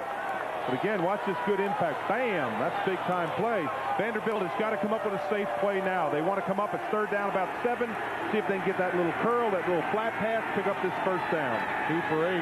3rd down conversions. It's 3rd down and a short 8. 2 setbacks. Donovan is in the game. Pass is nearly picked off by Hines. Quality coverage that time against Dwayne Todd, the split end. And Vanderbilt will be forced into another punt formation. Tennessee has made defensively the necessary adjustments. Yeah, this is a little curl. This is what you want, but look at the coverage. Come right in there, step right in there. Actually, the ball was thrown too late because Allen had that little hitch in there. He kind of was a little bit indecisive to throw it in there. Should have drilled it the minute he turned around. Bill Barron Angel to punt it away, coming off a beauty just a few moments ago, just shy of 50 yards. They measured it officially at 49. Summers and Fair are back deep, standing at their 25. High punt. Fair will let it roll, and look at this.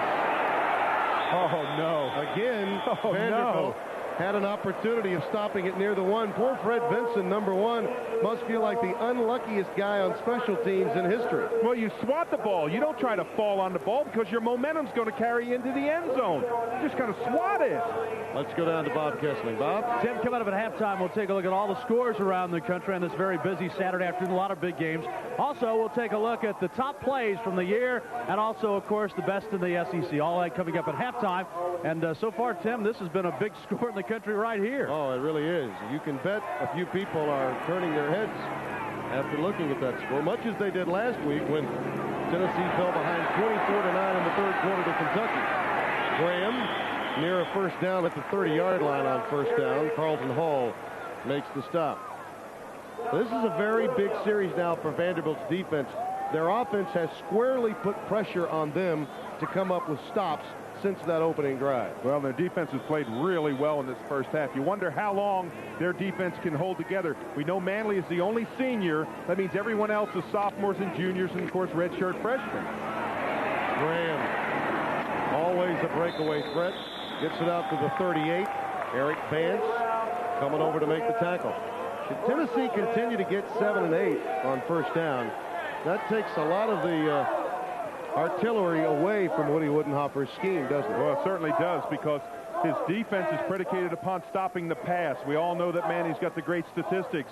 Now when they can run 7-8 yards, all of a sudden you see your defensive backs start to creep up, and bam, then he hits you with the long ones.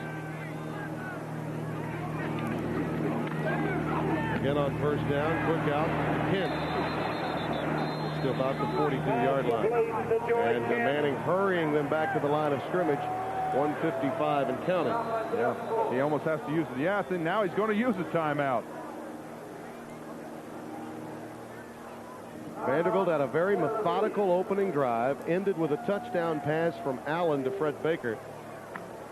And then Tennessee put it on the ground in a methodical drive as well, ending with a touchdown run for Chester Ford, and then their extra point was missed. Now you wonder what the conversation is going on here. It's don't make a mistake, throw that ball in there, deliver the ball, use your clock. You've got 2 timeouts remaining. Use them to your advantage. You know, much has been said about the relationship between these players. How about Manning and Joey Kent? Are they afraid to speak up with each other? Well, he complains a lot in the huddle. He really expects the ball every play. And so, as being the quarterback, I feel I'm a year older. I can kind of settle him down a little bit. Yeah, I think he complains more than I do. When we drop a ball or when something goes wrong, he always looks at us and he gives us the eye, and we know that we need to tighten up whatever we need to do. Could there be controversy here? The truth is, Peyton Manning and Joey Kent have tremendous respect for one another, and he's been mentioned as quietly assertive in the huddle. Peyton Manning. They worked out a lot during the summer with one another. A big difference from last year when Jason Lehman turned around and said, "Just shut up in the huddle. Call the play." Comes the blitz. 2nd and 4. They got him. Or did they? Oh, that's grounded. That's got to be grounded. No one near it, and finally the flag does come. And Manley was there with the pressure, along with Mark Jeffcoat, the linebacker. Boy, look at Manning. You see him drop his hands. He didn't see the blitz that time. It was a late blitz. They snuck up in the line on him. He had already started into his cadence. Then he gets flushed out of the pocket, gets dropped for a big loss, and on top of it, drops the football for an intentional grounding. So that changes the entire complexion with that 1:48 left. Intentionally grounding the ball, 5-yard penalty. Now again, watch this. He doesn't see the blitz. See from the right side here. Bam, there's the hit. Now he gets out of that one. As he comes out here, he's not a great runner, but he throws the ball, and there's no one there to throw it to. He's confused. I mean, that secondary has confused him. Look at Vanderbilt held Florida to their lowest first-half points of the season at 17. And they're about to give a dose of that defense to Tennessee through one half right here at Neyland Stadium. Manning nearly picked off by Manley. Oh, boy. James Manley had gotten that one. He was all the way down the sideline. But interesting defense there. They dropped into a 3-deep zone, 2 deep, and they were saying, hey, just throw the ball. Look at this. This is 3 deep across about the 45-yard line. Drop. Let them catch the ball inside in front of you. Come up and make the hit. You see Manley on the right side of your screen up at the top. He almost took that ball all the way. See, he's getting a dose of what it's going to be like in the National Football League. That is a National Football League style of defense. Oh, it certainly is.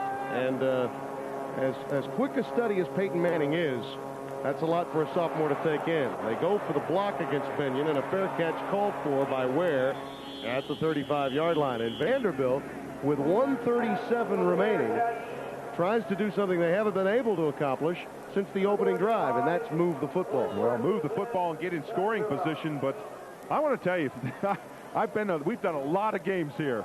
This is the quietest I have ever heard this stadium. You realize there's 90,000 people here. You know, and you have to feel, regardless of who you're rooting for in this game, happy for the way this team has developed late in the season. Since they got that first win in conference, and then the way they played on the road in Florida. Talk about a double dose to close out your year. At Florida and then at Tennessee. And Johnson picks up 8, maybe 9 yards on that carry. Jesse Sanders made the stop. And if you're thinking field goal, Yenner's kicked one of 55 yards. So that means they have to get to about somewhere, have to have the ball inside the 35-yard line.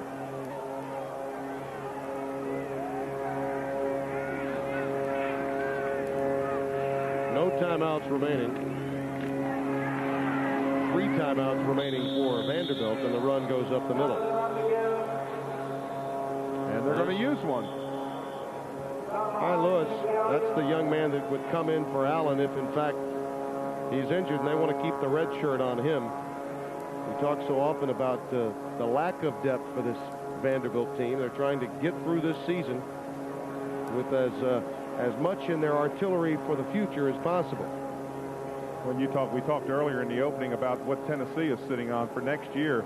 They have an incredible trio. That trio is as fine a trio. The 2 wide receivers, of course, and Manning.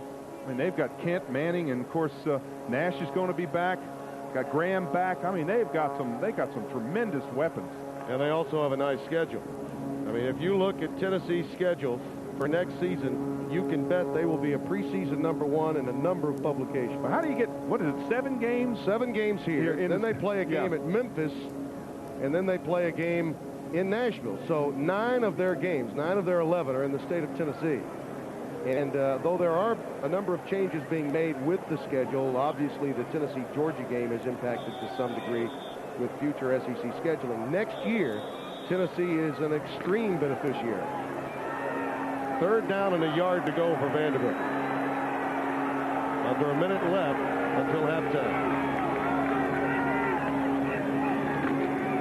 Out of the eye, Morgan. Nothing doing.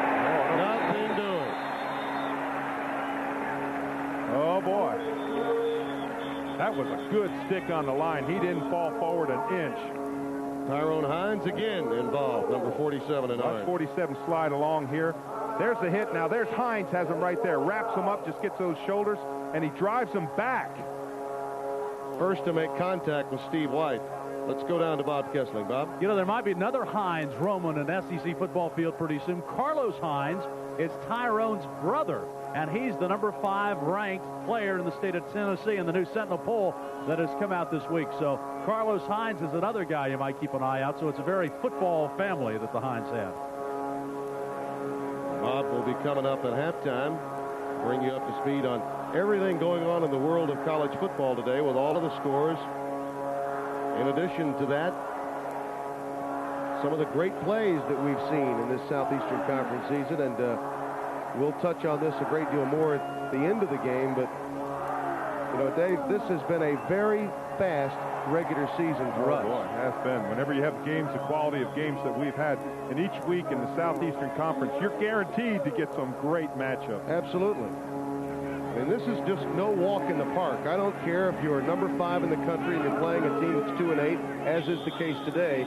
You had better come with all that you've got, or you're going to be surprised, as Tennessee has been in the first half of this game. Aaron Angel in front of the way.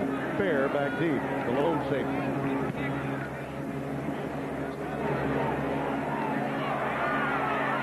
Fair gets it up to the 29-yard line. 39 seconds remaining, and Fred Benson didn't have to worry about stopping the ball at the 1-yard line. He only needed to make the tackle that time, and he did. Yeah. In Tennessee, it shows on the scoreboard that they have 1 timeout. I thought they had used their last timeout, but it shows that they have 1 timeout. Yeah, I had mentioned Vanderbilt had their full complement. And Tennessee, I really thought as well, had exhausted their timeouts, but in fact, officially, they do have 1 remaining. Well, now this is a prevent defense. 3 deep zone, get deep, let them catch it underneath, bring them down, make them use the timeout, and let the clock run out. Graham, look out. Up to the 43-yard line. Now that's on the ground, but the clock does stop for the chains to move with 33 seconds remaining in the half. That's a good way to stop the clock, but the minute they get the see, it took 6 seconds. The minute they get the chains ready, your offense better be ready because the clock starts. Graham again. Up the middle. Stop the clock for the chains to move. Sounds simple, doesn't it? Yeah, it sure does. All the way down to the Vanderbilt 42. Now, you have to be thinking, how must Jeff Hall be feeling if, in fact, they have to settle for 3? And Phil Fulmer, I'm sure, is concerned about his kicking game, given what he's seen in the first half. And Tennessee still has that timeout, 18 seconds. Graham is stopped this time near the 40. Crowd will not like this call offensively. Boykin makes the stop. Clock continues to tick, finally stopping with 10 seconds left on the timeout. And Manning was trying to get him up to the line so he could spike the ball. He was signaled, I want to spike the ball, stop the clock. He had to call timeout with 10 seconds to use that last timeout. This pretty much rules out a field goal try, one would think. He's going to have to heave it or perhaps get the ball downfield. So if you get the ball downfield 15 yards, then you're in a mad dash to get Hall out there because you have no timeouts remaining to get your special teams on the field. Well, now, if you run that sideline pattern, of course, you look at that 2 for 2 on 50 yards plus. If you run that sideline pattern, you're able to drill it in there, get out of bounds, and use that. Of course, if you're also, the other play is, if you pick up 10 yards, get out quick, then, of course, they make the timeout to move the chains. So there's a couple little advantages, but with 10 seconds, it's not real strong. They have reduced their options, though, just in the last few seconds. And Woody Woodenhofer has got to be very pleased with what he's seen transpire for this defense. And we've talked about it. Rod Dowhauer has assembled a staff with 97 years of college coaching experience, 50 years of pro experience, and 10 Super Bowl titles between the likes of Rutledge, his quarterbacks coach, Rennie Simmons, of course, who is on a Super Bowl staff with the Redskins, and obviously Dowhauer and Woodenhofer. Did you ever see me talk to a Pittsburgh Steeler coach so nice? I mean, Woody even stopped over this morning and said hello while I was drinking coffee. We patched up all those Raiders and Steelers days. 2nd and 7. Manning does look for the sidelines and just does manage to get it there to his tight end Pfeiffer. And the clock shows 4 seconds, and they do have time to get Paul onto the field. This would be about a 52, maybe 53-yard try. Now, you remember that fake field goal that they had a few weeks ago against South Carolina? It was on the final play of the half. The time running out with Jason Price. I dare say they won't attempt that. He's trying to tie his shoe. He bends down to tie his shoe. Tighten it up. From the right hash, deflected again. Another breakdown in special teams for the Volunteers. Anthony Jordan with the return, and he stopped at the 35-yard line. He got a block, and it was returned by Vanderbilt to the 40-yard line. But Jordan deflected that one. Tennessee trails at the half, 7-6. Let's go down to Bob Kessler. Bob? Coach Dowhauer, team played very well first half. Yeah, they're playing their guts out. I'll tell you what, it's amazing what they can do. Our defense playing good. We had a good first drive, and, you know, we got a lot of time left to play this game. They're a good football team. The first drive, though, set the tempo, don't you think? Oh, yeah, it was the best drive of the year against one of the best teams in college football. So our guys, you know, gained a measure of confidence with that, and you know, they're tough, though. It's just going to take another full 60 minutes and some breaks for us to pull this one out. Coach, thanks a lot. But Vanderbilt goes to the locker room, leading Tennessee 7-6 at Neyland Stadium. Back with halftime activities in a moment. To no one's surprise, the coaching staff was livid at halftime inside the locker room. Here's Philip Fulmer with Bob Kessler. Philip, what'd you talk to your team about at halftime? Executing, blocking, and tackling, basically what we're not doing right now.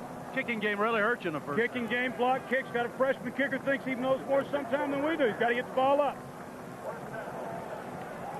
Ouch. Ouch. Wow. Would you say the term livid would apply? I don't think you would have wanted to fly on the locker room wall. Steve Yenner will kick off for Vanderbilt to open the second half. Barry Fair's back deep. Here come the Volunteers with a fury. Yenner gets him out of bounds, and a marker comes down late. At the point at which he was ushered out of bounds at the 49-yard line. 39-yard return for Terry Fair. Well, Tim, there's only so much you can call upon your defense to do. Vanderbilt has got to score points. Now, they're pointing against Tennessee, and they're saying, hey, that penalty was against Tennessee. That may negate tremendous field position. Dick Burleson has been busy today. Illegal block in the back, 10-yard penalty during the return, first down. You see, and that's something that if you're a veteran in special teams, you know you can avoid. And it costs the Volunteers some of that yardage. You see their possession story in the first half. A lot of punts there. The one touchdown was on an 80-yard drive. They had a total of 8 possessions in that first half. And no double digits, no 10-play possessions, which you're used to with Tennessee, the great drives they have. Naked boot out of the eye, and he dumps it to the tight end. Complete to the 48-yard line. The number 86, Dustin Moore. Eric Vance over there to make the stop. Dustin Moore is a converted defensive end that they really believe can get downfield. He caught that key 2-point conversion last week at Kentucky. They manage a first down. Manning's numbers certainly not the kind that they've come accustomed to seeing here this year in his sophomore season. Quick pitch to Graham, and there is the noted cutback into Vanderbilt territory at the 47-yard line. Schuckman makes the stop, and as good as Vanderbilt's been defensively, this perhaps their sternest test to open this half. Oh, it is, because now you've made your adjustments. You've talked to your team in the locker room. You've made those quick adjustments. The quarterback is more settled down. Your defense has got to respond. They've got to go out there. They've got to stop them, get it back for the other offense. Boy, Schuckman has played well. Plays that line, runs it. That's just a great play. Graham gets away from the initial surge. Look out. That's a first down. Extra effort and a late flag. Boykin finally hauled him down. Well, that flag was thrown way after the tackle. That flag was thrown after the tackle was made. You get the feeling there's something may have been said down there at the point of that stop. Well, I'll tell you one thing. You want to calm Philip Fulmer down. And if you're an offense, you're not going to do it with penalties if it goes against Tennessee.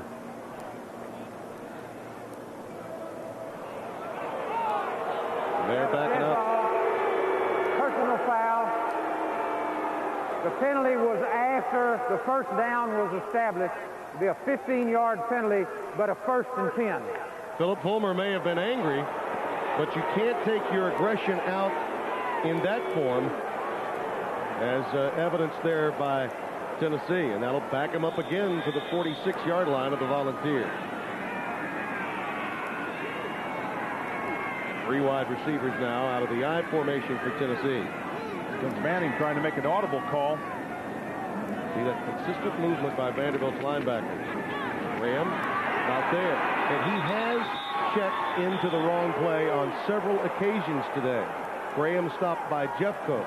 Yeah, Mark Jeffcoat, number 45, is the outside backer. And Vanderbilt showed a late blitz. They came up on the line late. They got into the line, and Jeffcoat was right up there along the line, just kind of filtered right through, and there was no place for the running back to go. Again, here's Jeffcoat. Come up in the line now. Get up there, meet the up back, get off of him. Look this, no place for Graham to go. 2nd and 12 from the 44-yard line of Tennessee. The screen set up for Graham. Schuckman is there to meet him at midfield. Now, I'm impressed, and again, a late flag comes down. And it would appear to be, again, one of those that happens after the play is done. Well, sometimes your players, in so much enthusiasm, they don't want to disappoint their coaches, that they give it that little extra after the whistle. Well, look at Phil. Yeah. Oh, boy. That reaction tells it all. I wonder if this is another dead ball penalty. 10-yard penalty. We'll repeat, 2nd down. Block in the back.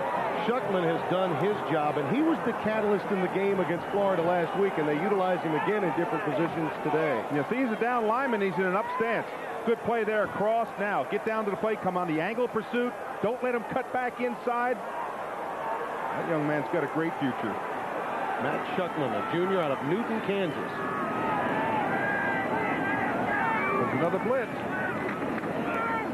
Confusion again. Oh, that is one of those check with knees for the receivers and Manning. And Staley not doing what Peyton Manning thought he should be in that sequence. I can't believe this offense of Tennessee. I've never seen them so inconsistent. I mean, that's a simple little hot read. Joey Kent's supposed to come off the line, come 2 steps when he sees the blitz, turn inside, and the ball's thrown right where he's supposed to be, but he's not there. Single-season completion leader for the Volunteers, having a tough time today as they go with an extra defensive back, and they go underneath to Graham. But still, in a 3rd and long, you force a punt formation. Job well done, Vanderbilt, and listen to this crowd disgruntled in Tennessee. Well, Philip Fulmer's not going to make this mistake, and that's go for it on 4th down. This is a 4th down. You punt the ball. You're at midfield. If you don't make it, you give the ball to Vanderbilt. He wants to pin Vanderbilt deep. He's got to punt the ball away. Yeah, I think they're booing, though, the entire sequence, not the decision not to go on 4th down. This is a pretty sophisticated crowd here in Knoxville. High punt. Sanford Ware at the 9. Fields it. And is down after about a 3-yard gain. Ronnie Pillow, the first to get down there. 37-yard punt and a 3-yard return. 11:47 remaining in the 3rd. Vanderbilt's defense doing what it has all day, giving their offense a chance. Brando, Dave Robot, Kessling just underway in the 3rd quarter. Jermaine Johnson cutting against the grain, stopped near the 14-yard line. Noel coming up from free safety to make the stop. Gain of about 2. Vanderbilt, like clockwork, went through the Volunteer defense in the first half on its first series, and then after that, punt, punt, punt, punt, punt, punt, punt. And look at the number of plays. 4, 4, 4, 4, 4. A lot of 4 plays and out. Now, Rod Dowhauer's offense has got to give Woody Woodenhoffer's defense a breather. Allen was 5 of 5 on the first drive. He's hit 2 passes since. And now the little out patterns are not there, and even if they're completed, they're well covered. Love the intended receiver, Terry Fair, right there with him. Yeah, Allen has to get a little bit of confidence now. He has to look downfield, maybe get a curl or a little dart pattern over the center and break that seam, but he's got to go downfield. Look at that, 2 for 10. And in that first drive, they had a 3rd down conversion and a 4th down conversion, and leading to that early touchdown to Baker. Steve White with pressure off the corner. At the top of your screen, Johnson trying to get outside on Leonard Little. Will have none of it. Well, that's just too conservative of an offense. You're not going to run against this team. They have tremendous team speed. You see Little there. They're all great pursuit of the football. That's when you lack a little bit of confidence in your arm when you start running the ball on 3rd down and 6 and 7 yards to go. You've got to throw the football. And nobody knows that more than Rod Dowhauer. They cannot keep on going 3 and out, 3 and out, 3 and out. Somehow they've got to get those passes over the middle of the field to be completed. Well, look at the field position you're going to give Tennessee there. Marin Angel gets all of this one. Backing up Terry Fair to his 37. Marker down again. Fair continues to run. And he's dropped at the 48-yard line. And look where the flag is. Back on the 30, about the 36, 37, 38-yard line. And I think the guilty party may in fact be Al Wilson. Now, is that the hand in the back or the clip? Most likely the hand in the back. 27 in orange is walking off as if he is the guilty party. He does not want to get near that sideline. Philip Fulmer talking to him now. 10-yard illegal block in the back during the return. First down. Watch the left end, right in here. You're going to see it right there. That's the block in the back. Al Wilson. Al Wilson, he sure did. And the penalty numbers, look at that. It's kept Vanderbilt in it when their offense began to become inept. 9 for 88 for Tennessee, only 1 for 5 for the Commodores. Little room again off the left side. Jay Graham stopped by Jay Stallworth. And see if Tennessee doesn't just come out and try to establish the run on this down. They've been successful. Jay Graham has just eaten up chunks of yardage, and then we kind of sputtered. See if they just don't come out and say, hey, we're going to just take the ball and drive it right down Vanderbilt's throat. They think they have that powerful an offense. They go into the eye. Graham has 133 yards on 20 carries. 10th time this year he's done that. And he's stopped by Stallworth again with a shoestring tackle. And we know what Tennessee is when they have a back that goes over 100 yards. It's incredible. 37-1-2. Statistically, when they've gone over 100 yards.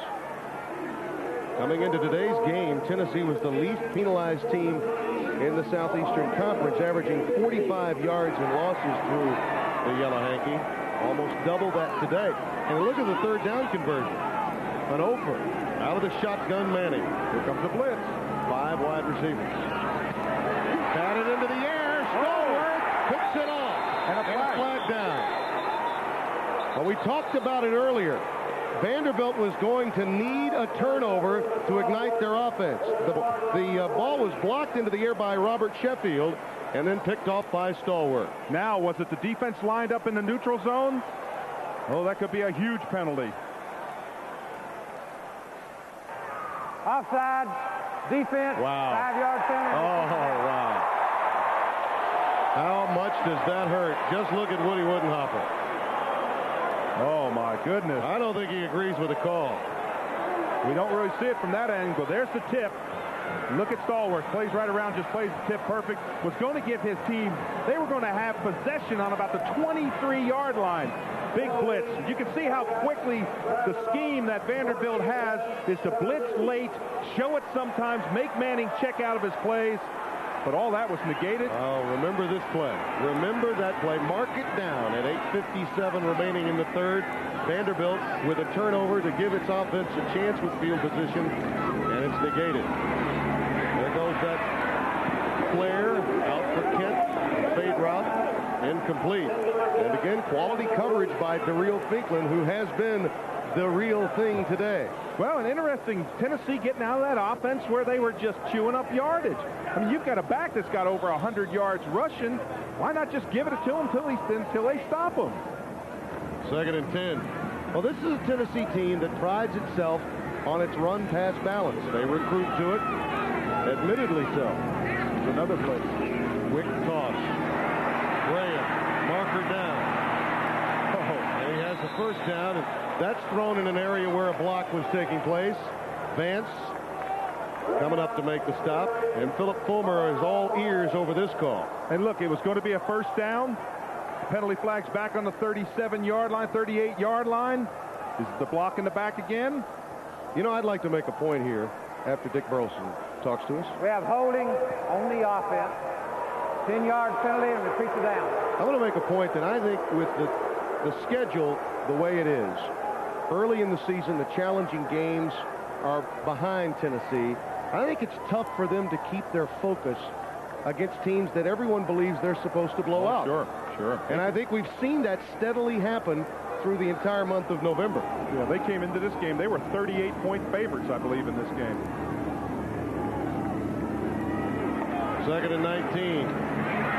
They go to the tight end, complete to Pfeiffer. His third grab of the day for him. Corey Chavis over there to make the stop. And this looks so much like a pro defense. Let them catch that ball underneath. Don't let them beat you deep. Come up, hit them hard. Play the down and distance situations. That was about about 12, 15, 18 yards to go. So what you do is you just play soft, let them catch it, bang them down, brings up 3rd down and 10. So far, this defense for Woodenhopper has not made any mistakes to allow those passes underneath to go for first down yardage. If Tennessee could break a tackle or two, it might happen. 3rd and 11. Another blitz. And down Manning will go. No, he gets it to Graham. And he's finally ushered out at the 33. Well, that's a very resourceful move by Peyton Manning in the closing seconds as he was going down. But DeReal Finklin came through from that corner with the blitz. And again, Vanderbilt's defense gets the job done. See the blitz late. Manning had already called the play. You see the blitz coming from the late side. What they're doing is they're allowing Manning to come up. He's got a check with me play on the line, say on 2. He comes up, makes the call, and then he's not able to get out of that play once he reads the blitz. The blitz comes back, and bam, it's getting him. How about the strength of Manning to get that one off in the arms of Finklin? Still a 4th down. Pinion gets it off to Ware. Now he goes at the 34-yard line. Ronnie Pillow again on special teams. Down to make the tackle. A 40-yard punt and a 5-yard return. Same old story in this one. Tennessee not getting it done on offense, much to the chagrin of Peyton Manning. We'll be back after this word from your local SEC station. Tim Brando, Dave Rowe, Bob Kessling, and Jermaine Johnson on the first down carry. Slips on the turf near his 42-yard line. Let's go down to Bob Kessling. As Dave outlined, the blitz has really given Tennessee problems. Peyton Manning just spent a moment going to each one of his wide receivers to double-check their blocking assignments, and then he finally picked up the phone to talk upstairs about what they need to do. Obviously, the Vanderbilt blitz has caused this Tennessee offense a lot of problems. David Cutcliffe, the offensive coordinator, spending some time with him, and he's such a quick study. That's what makes the job they've done so impressive by Vanderbilt's D.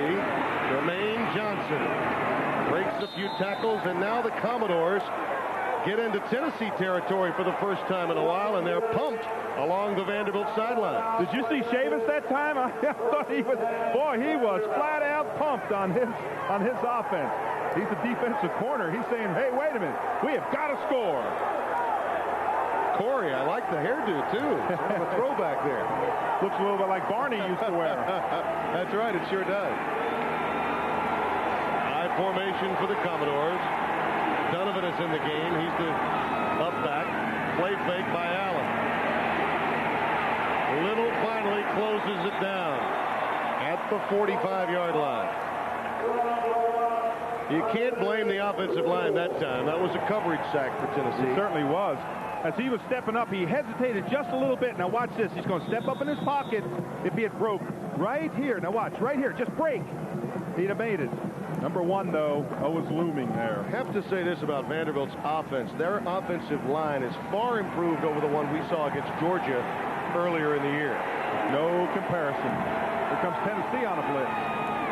Johnson, a cut back to help net him about 3 yards. That's almost near the original line of scrimmage. Raymond Austin and Tyrone Hines combine on the stop. Now that's the rushing that Jermaine Johnson has done to his left. 8 for 24, up the middle, 7 for 20, right, 7 for 54. Great rushing. He doesn't seem to have a strength, maybe a little bit more to the right, but they have really used him today. 3rd down and 9. Listen to this crowd. Double wides at the top of your screen. Johnson, the man in motion.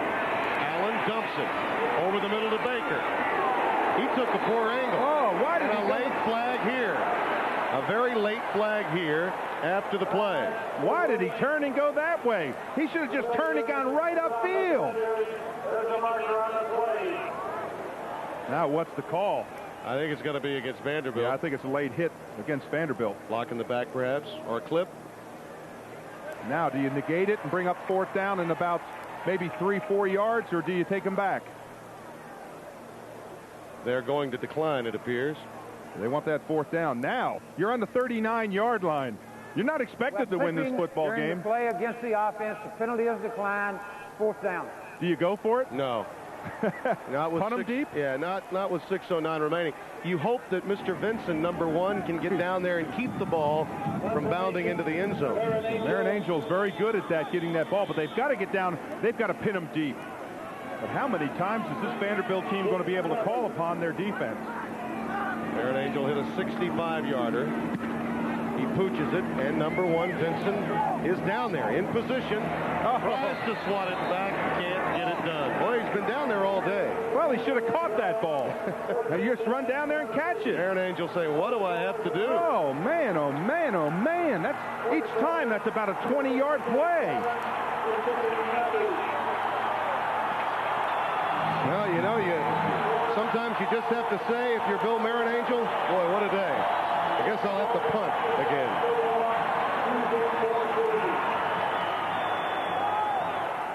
.551 remaining in the 3rd quarter. Better than 92,000 on hand for this interstate rivalry. One that's been dominated by Tennessee. They've won 12 in a row, 14 of the last 15 against the Commodores. But Tradition means little if your team is not getting it done. There's the balance, but beyond balance, the Volunteers offense has achieved very little today. 1st and 10 from the 20. Graham dots the I. And slips as he attempts the cutback at the 25-yard line. And if I'm Tennessee, I'm going to give Graham the ball every time until you stop him for under 4 yards. Just let him keep on running the football. Again, this is a good drive off the line. He picks up 4 or 5 yards, and he slips right here when he plants, comes back underneath, slips, still picked up 5 yards. He has 143 yards on 23 carries. This time, he'll go to the wide side of the field. Now, Vanderbilt's defense has done an outstanding job going sideline to sideline, and again, a late marker comes down as soon as Graham hits the deck. Jamie Duncan, the first to get to him, number 49, sophomore out of Wilmington, Delaware. That flag was again thrown after the tackle. I wondered if it was a clip by one of the wideouts on Vanderbilt. Yep, that's what it is, clip. One of the wideouts in their efforts to get downfield and make a block. Oh, boy. Philip Fulmer has in his stock, I think it's a fact that many times is overlooked, in Nash, Kyler, Kent, and Staley. He has receivers that are physical. They're taller, they're thicker than most of the corners in the Southeastern Conference, and they take pride in their ability to block. But in this case, they've blocked in the back or blocked illegally many times too often. And I think Woody Woodenhofer is, I mean, we talk about defensive whizzes, and I think Bill Arnsparger probably comes to mind as the first bend but don't break coach. Yeah. Mike Archer, of course, at Kentucky followed him. Oh, yeah. Carl Reese played with Woody Woodenhofer, the coordinator at LSU, at Missouri. I mean, these guys go way back, a lot of knowledge in there. A clipping penalty that will be half the distance to go and replay the down. Well, you know, some of the plays I haven't seen as I watch Philip Fulmer turn around, just, boy, like I said, you don't want to be around him. He's taking off that hat to cool off his forehead because he is red hot. But I haven't seen Joey Kent on that little dart across the middle that they've been so successful with. I haven't seen Nash going burning downfield, swinging those backs out of the backfield. I just haven't seen that in their offense today. 5:08 remains in the third quarter. 2nd down and 18. Double wides, and they set up a screen. Wide receiver screen to Kent. Ushered out of bounds at the 26-yard line. Boy, that was a good play. That picked up a big chunk of the yardage. That got back about almost 20 yards. First volunteer to gain 1,000 yards. That's an incredible stat. Look at those big offensive linemen pouring out here. Now the catch. You wait just a second, pick up those linemen. Good play here by the corner coming up to keep it from going farther. But, boy, that play, that was a big-time play. Good call. I mean, when you think of the great receivers that have played here, the Morgans, Hancocks, Willie Gaults, Clyde Duncans, and he's the only one to eclipse 1,000 yards. That's a tremendous statistical piece of data. 5 wideouts for Tennessee. Same play. Benson is there and comes up with it. Fred Benson, the freshman that's so highly thought of out of North Augusta, South Carolina. All of those misses on special teams, he'll take that tackle any day. Any day. That was an incredible play. Benson played through the block. If he doesn't make that, that was a blitz. They thought they had read it right. If he doesn't make that tackle, it's going a long way. Pinion will punt it away. And Ware is back deep at the Vanderbilt 35-yard line. High short front. Ware comes up. Again, he'll bring it. Run right into Sean Summers. And I believe it's Summers that's going to stay down. The impact far greater on Sean Summers at first glance. He makes his way up. 33-yard punt and a 7-yard return. So you're saying to yourself, well, how long has it been for Vanderbilt? Well, let's take you back in time. An SEC flashback to the last time the Commodores knocked off the Volunteers in Nashville. Commodores winning 21-14. The ball's Johnny Jones runs 43 yards for a touchdown to tie it up to start the fourth. But Vandy comes back and wins the ball game. Well, they get the time in every football game when you've got to get some offense. And believe me. There's the winning touchdown in that game in '82. Whit Taylor was the quarterback for the Doors at that time. Jermaine Johnson on that carry to lose a yard. Deron Jenkins came up to make the stop. I went out on a limb. I said this game was not going to end up 7-6. My limb is getting a little bit weak. 2nd and 11.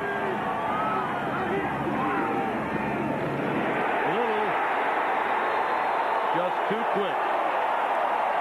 You see how conservative Vanderbilt has gotten? It's almost as if like, wow, we haven't been in this position with 3 minutes left in the third quarter. We're going to get real conservative. Watch Little come off the ball. Nobody blocks him. Now right down the line, it's misdirection. Boom. But Damian Allen has got to find someone downfield. 3rd down, 14 yards to go. You just cannot keep on giving it back to Tennessee. Their offense is just too powerful. The sophomore out of Strongsville, Ohio, at quarterback for Vanderbilt. 3rd and 15, and the crowd is getting involved. Allen dumps it over the middle to Donovan. Not much there. Maybe the line of scrimmage, beyond it by about 2 yards, and that's all. Jesse Sanders, Corey Gaines, all involved. And a punt formation again for Vanderbilt. Listen to this crowd cheer their defense. They're saying their defense is playing strong today, but that's what you've got to do. You've got to do that on 2nd down and 3rd down. I'll tell you one thing, our punters are getting tired, aren't they? Oh, yeah. And Vincent's getting tired. 19th punt of the game between the two teams. Amazing. High into the air. Fair fields it at the 11. And he jitterbugs to the 24-yard line. And no flag. How about that? And how about this? Carlin Houston from Pine Bluff, Arkansas will spend New Year's Day at the Outback Bowl in Tampa, Florida. He won a trip for 2, including game tickets, hotel accommodations, and airfare by Continental Airlines. Congratulations to Carlin Houston, our Outback Bowl getaway winner. And, you know, the Razorbacks could get there. There's a chance. Don't get me started on the Bowls, though. Don't prod me into that conversation. 1:55 remaining. Naked boot, pass complete to Kent. First down, Tennessee at the 42. And that's the first pass I've seen go across the middle to Kent. He is such a tremendous weapon. When he gets in that seam, they just have not found him. This is an interesting play. A little play it back action. Here come back to the weak side. Bring Kent across. Just dump it in there. Well thrown. And that's the pass they generally throw out of the I formation, exactly. That naked boot. Exactly. That's the play we haven't seen. That's the first catch that I've seen Kent make anywhere close to being across the middle. And they stay in the I. Late fake. Boy, Manning sold it. He's got Kent wide open. Incomplete.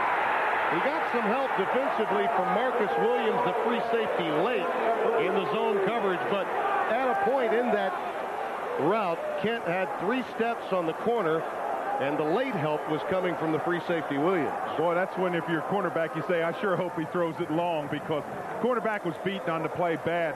Had to whip. Free safety read the quarterback's eyes, saw Kent come downfield, and he went that way late. As you said, he got some help. But you like the idea, huh? Oh, yeah. I think you got to go downfield, especially when you're the dominant team. When you've got an offense like Tennessee does, you've got to challenge the defense. Woody Woodenhofer spots something in the adjustments made by Peyton Manning and calls for a timeout with 1:27 remaining in the 3rd quarter. You know, you're waiting for the cannon to go off. If you're Woody Woodenhofer, you say, well, we've held them. You just never know. Well, I think Rod Dowhauer said it best at halftime. He said, hey, we got to go out and play another 30 minutes. This is a great team that we're playing. I mean, everybody knows Indeed. it. I mean, this is a Tennessee team that has just run up and down the field. That quarterback there has got incredible statistics. Well, they got us started on the Bowls. Our producer, Rob Reichley, wants us to talk Bowl Alliance, and this is the story, again, to help clear it up for you. Oh, you're going to clear it up? Well, I can't clear it up. I'll read it. The SEC champion, ACC champion, all of those, and Notre Dame is the at-large. They must be in the top 10, and they are, and they will go. Now, in all likelihood, the Citrus is where Tennessee will land.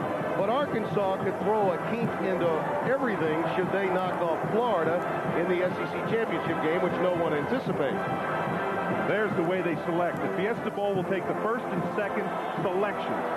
Then the Orange Bowl gets third, Sugar fourth, come back with the Orange Bowl for fifth, and Sugar gets sixth. That's selection. 2nd and 10. Shuckman is out of the game. And there's the quick 3-step drop over the middle to the tight end. Pfeiffer again. Well, they've used him a lot more today. The junior out of St. Louis, Missouri. Eric Vance, strong safety, comes up to make the stop. The third quarter in totality has always been kind to Tennessee. They've generally done well in the third, but today, so far, the goose egg. Well, what's incredible, in the fourth quarter, they've only scored 47 points in the fourth quarter. Tennessee 0 for 9 in third down conversions so far today. It's 3rd and 4. Graham. And you're going to hear some grumbles if he didn't pick up the first down. Oh, you're going to hear some grumbles. You're going to hear people saying, go for it. It's awfully close. I don't think he got a very good mark. No, he didn't. Look at Philip Fulmer. He's saying, wait a minute now. I saw him lunging forward. Time winding down to 30 seconds. Tennessee is going against what wind there is. There's very little today. And they're coming with the 2 tight ends if, in fact, they're short. And they apparently believe that they are, although they will measure. Well, they had to make it to almost the 47-yard line. He's at the 48. He's inside the 48.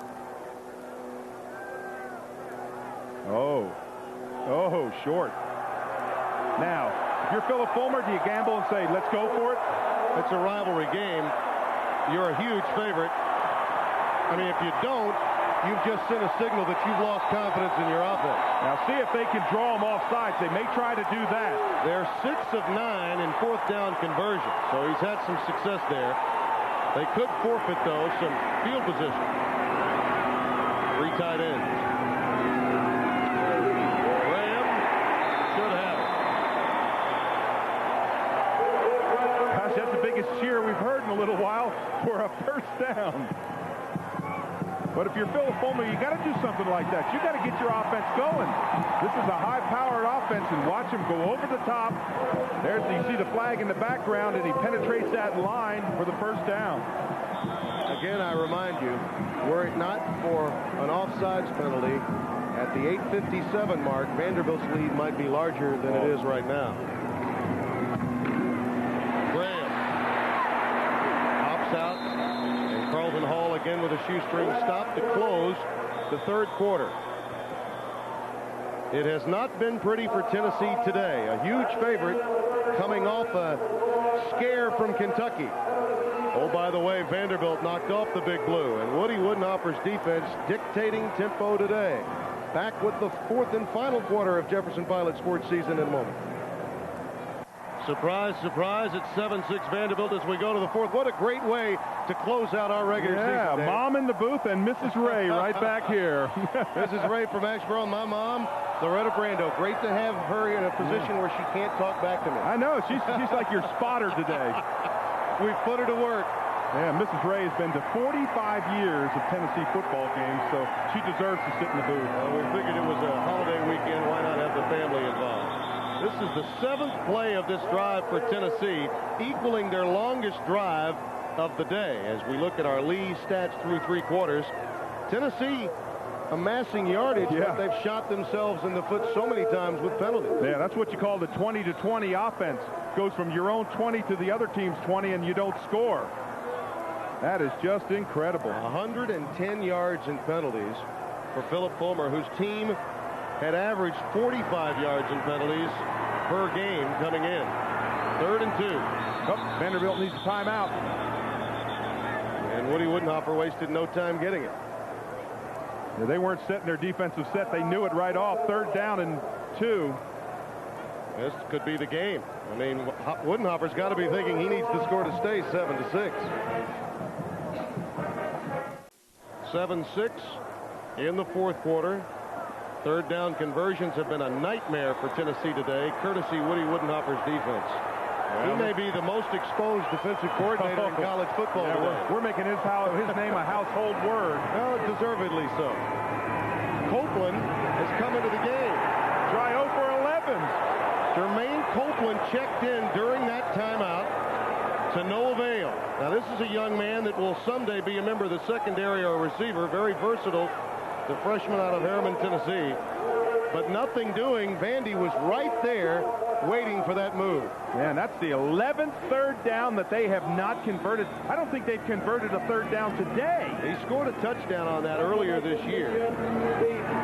Boy, 0 for 11 on third down conversions. That's incredible.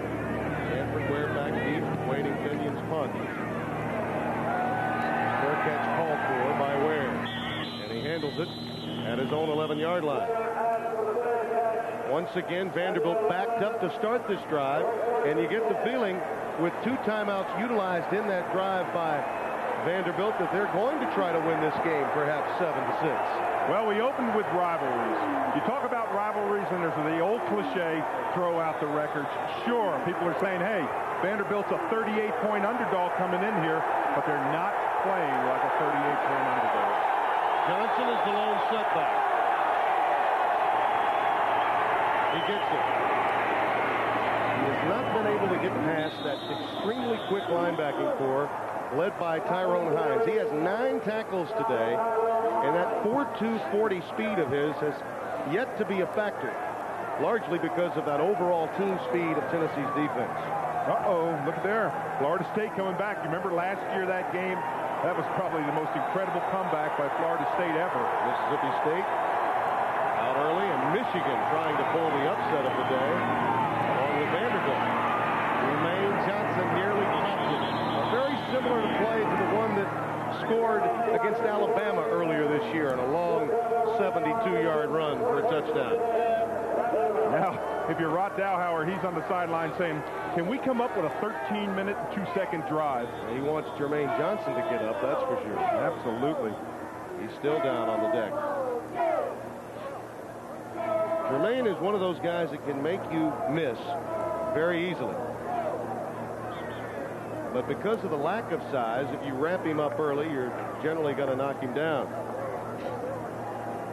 Tough for him to stay up with those big linebackers that have such speed hitting him. Well, you think that's the most shocked man in the stadium, Rod Dowhauer, to think his team came in here, and you prepare your team to win. And you tell them you're going to win, but in reality, you turn around and say, good night. He has 107 yards. He's 35 short of setting a career single-season rushing record at Vanderbilt. Let's see what happened here. That's Jesse Sanders that hits him first. And then the late hit, he just stepped on it with Little rolled over. They have rolled over Little's ankle there. He appears to be okay. Yeah. That's a sit down for one time, get a little drink, and get back in there. 1st and 10, Vanderbilt. There you see the single-season rushing yards behind Corey Harris. Marcus Forrest has come into the game for him. 32 and 1. Quarterback draw again, tripped up before Allen can get out of the gates. I think he tripped on his own man because he had a little seam there. If he'd been able to pick those feet up, he might have made big yardage. They've had to make some adjustments in that offensive line themselves today. Chad Wood having to go over to center. Jim Anguiano had been injured in that Florida game you had last week. And Wood, the right guard, had moved over to center for Vanderbilt to start this game, though Anguiano has seen some time. We're told it's a slight twist to that knee, and he'll be back. 2nd down, 10. Pocket beginning to break down. Allen with some room. Watch the closing speed. Sanders there to get him at the 35-yard line. Just very difficult to move east and west against Tennessee's linebackers. Boy, watch this. See, this could have been a big loss. You see the push there? That's Steve White right in there. Now the pocket crumbles around him. He gets the 4th off. They look out there, and he's looking at that flag, trying to get just as far as he can upfield. Bob Kessling. Vanderbilt defense is getting a well-deserved rest right now. This is a Vandy defense much maligned all year. In fact, there were some stories they might not win a game all season. So then they beat Kentucky, Louisiana Tech. This is a pride game for them today. And then going up against the Tennessee offensive line, they've been rotating their players all day. So this is a well-deserved rest for the Vandy defense. Johnson. Well, that rest is not going to last much longer, Bob. Scott Gallion comes up. Raymond Austin with some help to stop Jermaine Johnson, and a loss on the play of maybe 4 yards. But you know what? The longer this game goes, the more confidence that you have. This is a little lateral out in the flat, drop on back here, and now try to get the yardage. But look at Gallion. He's not going to let him out of his grasp. Big players make big plays. Senior out of Seymour, Tennessee, finally got to run through the tee. That time he ran through Vanderbilt's line to get to Jermaine Johnson. Marin Angel with a relatively low punt, but a quality Vanderbilt roll out of bounds at the Tennessee 30-yard line. Well, you remember last week when Manning came alive against Kentucky. He needs to do it now. But if you're going to be a front runner for the Heisman Trophy in your junior year and perhaps even be invited to New York your sophomore year, now's the time. It certainly is. The last time the Commodores beat Tennessee at Neyland Stadium, 1975. They set up the screen to Graham. Up to the 45-yard line. Jeff Coate makes the stop, a 15-yard gain. Boy, now that picked up a chunky yardage. You want to get Graham the ball. He's got the good speed. He's got the good running ability. He runs hard every time. And good hands. You have to have hands out of the backfield. And he does. As he turns up right here, he stays in bound. He's a north-south runner. Tennessee has all three of their timeouts remaining. Vanderbilt only one. Here comes an audible on the line. Finally, he lets it go. And Kent makes the grab at the 47, maybe the 48-yard line. And you know, you've mentioned this many times, how Woodenhopper's defense resembles a pro defense, particularly the Steelers, where Manley lines up on a slant on the nose. Oh, it really reminds you of... how many times I saw that Pittsburgh defense with Joe Green tucked in there, and Dwight, of course, L.C. Greenwood, and oh, man. I watched that defense for a number of years. We played them all through the 70s, and they were a marvelous team. See right there, over top of the nose, you see Manley cocked right there in the guard center gap. Out pattern complete to Kent. That should be a first down. Short passing game out in front. But Tennessee's been able to get some good yardage on first down, but never able to sustain the drive, largely due to penalties in the third quarter. When you stop and think about this game, you made a really tremendous point. That offsides play. When Vanderbilt intercepted the ball, they were going to be on the 23-yard line. That was huge. Right now, that's the biggest play in the game. Certainly is.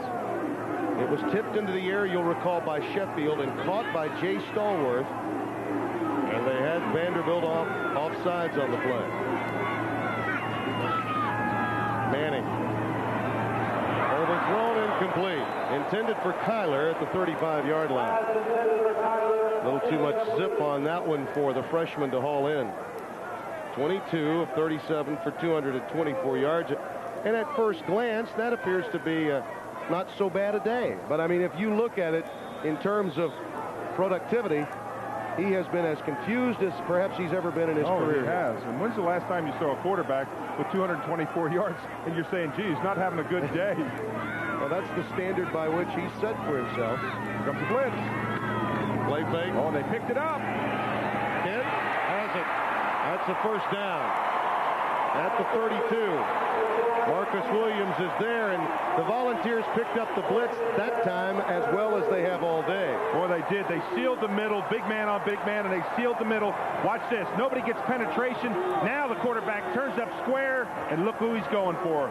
Number 11, Kent. Double wide outs at the bottom of your screen. Marcus Nash in the slot. And they run Graham into the boundary. And the cutback ability will net him another 5, maybe 6 yards. You know, we've talked to a lot of defensive coordinators this year in preparation for Peyton Manning. To a man, all of them have said the last thing you want to do to Peyton Manning in his sophomore year versus his freshman year is blitz. Somehow, Woodenhopper has been able to get away with it. Well, what his blitz has done is when that quarterback comes out and taps his helmet, that's a check with me. He's alerting the wideouts. As soon as they go into that, then Vanderbilt makes the adjustment and goes into their blitz. Here they come again. 2nd and 4. Graham stopped in his tracks. Maybe a 2-yard gain. Oh, and a fumble, and Vanderbilt's got it. Oh! Matt Schuckman comes away with it. I think think Shuckman just pulled the ball out of his hands. I thought Graham was stopped in the middle. Manley caused it. Shuckman took it away. The senior, the only senior on the field, causes it, and the freshman comes in there to make the play. Watch this. There he stopped. Now look at the ball starting to come out. You see Manley just pulling there. The ball's out right there. He's not there. Incredible. Shuckman just took it out of there. 1st and 10 for Vanderbilt. Jermaine Johnson gets nothing. Now it really becomes incumbent upon the Commodores offense to do something for that defense, because now, in addition to holding Tennessee off the scoreboard, they finally get that takeaway that had been elusive. Oh, and that was a huge takeaway. That turns the whole ball game around, because they were in great field goal position. And of course, you know Tennessee's got a tremendous field goal kicker. Look at that. The UT's turnover ratio tied for 5th. This time, it's the opposition with a chance to hold them off yet again. 2nd and 9. Allen caught. A one-handed grab by Marcus E. Williams, the tight end. He only had 3 catches coming into this game, I think. Rarely used the position of tight end in Rod Dowhauer's offense. Watch this. Just a strike. He's got good coverage. One hand just stuck it out there. The ball was thrown. It was almost like it was thrown right in the pocket. Only had 3 catches. Not very well used, but none bigger than that play. 8:30 and counting. Separating Vanderbilt from perhaps the biggest upset in college football this year. Jermaine Johnson. Beyond the 40 to the 41. You can make a case if this score holds, and there's still plenty of time. Not only would this be one of the biggest upsets in college football this year, but perhaps in college football in the SEC in the history of the league. I mean, we're talking about a team that many thought might not win a game earlier in the year against the 5th-ranked team in the country. Yeah, we're talking about 38-point underdog coming into the game. I thought they were just going to show up. Fumble on the snap, and Allen gets on top of it. A lot of people thought they were just going to show up. That is, all except the Vanderbilt kids, and they said, hey, we came to play. This is a great opportunity. And they have played with tremendous heart. Remember, as we said before, there have been some changes at that center position, and that helped to perhaps necessitate that exchange problem between Allen and his center. 3rd down, big play on this drive. They don't want to give the ball back to Tennessee. Anguiano is back in at center now for Vanderbilt. 3rd and 4. Straight drop and a blitz. Allen in trouble and down. Shane Burton comes through to make the tackle. And you know what? That's not that bad a play, because he almost forced the ball. Watch his up back pick him up here. Oh, man, I mean, he dropped him down. Now he comes out here. He's got no one to throw to. If he throws it, he's going to throw it into trouble, and he just eats the ball. That's what you want him to do in that play. How many times have we punted today? I bet this is 20. It's a near record. Could be a single game record for 2 teams. Aaron Angel to punt it away at his 25. Fair and Summers are deep. Fair at the 29. No place to go. And is ruled out at the 31-yard line. And that's where the Volunteers take over on 1st and 10. Rod Dowhauer's club trying to pull off an unimaginable upset.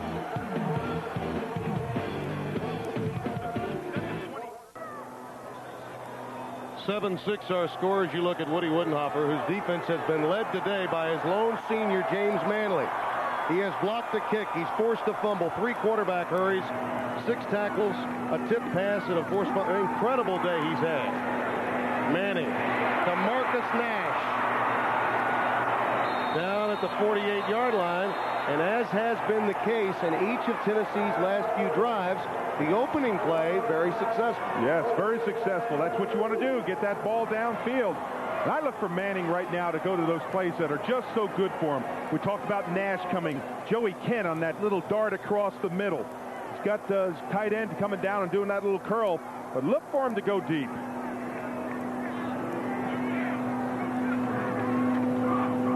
Play fake, well sold again. Incomplete.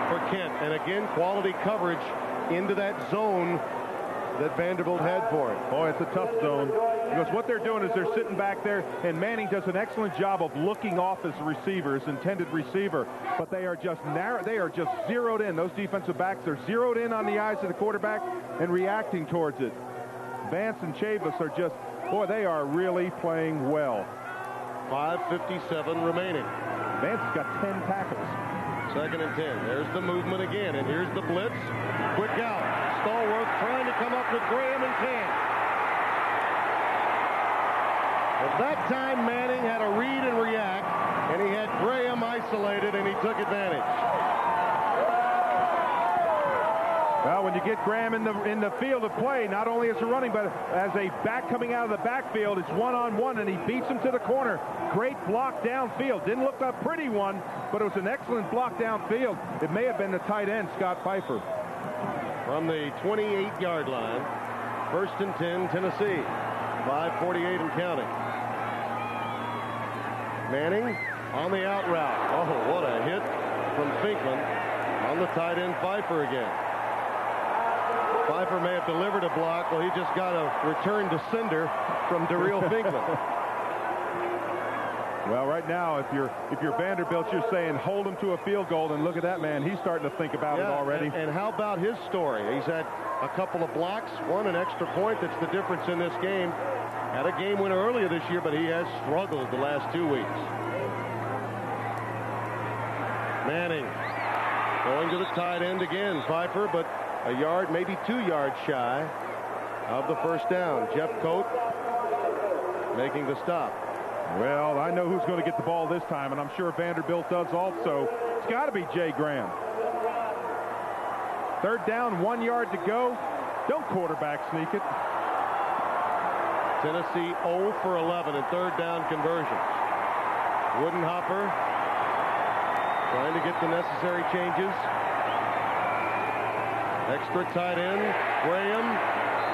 The initial surge appeared to net him the first down. Finklin and Boykin collaborate for Vanderbilt. 1st down, Tennessee. And that's the first 3rd down conversion.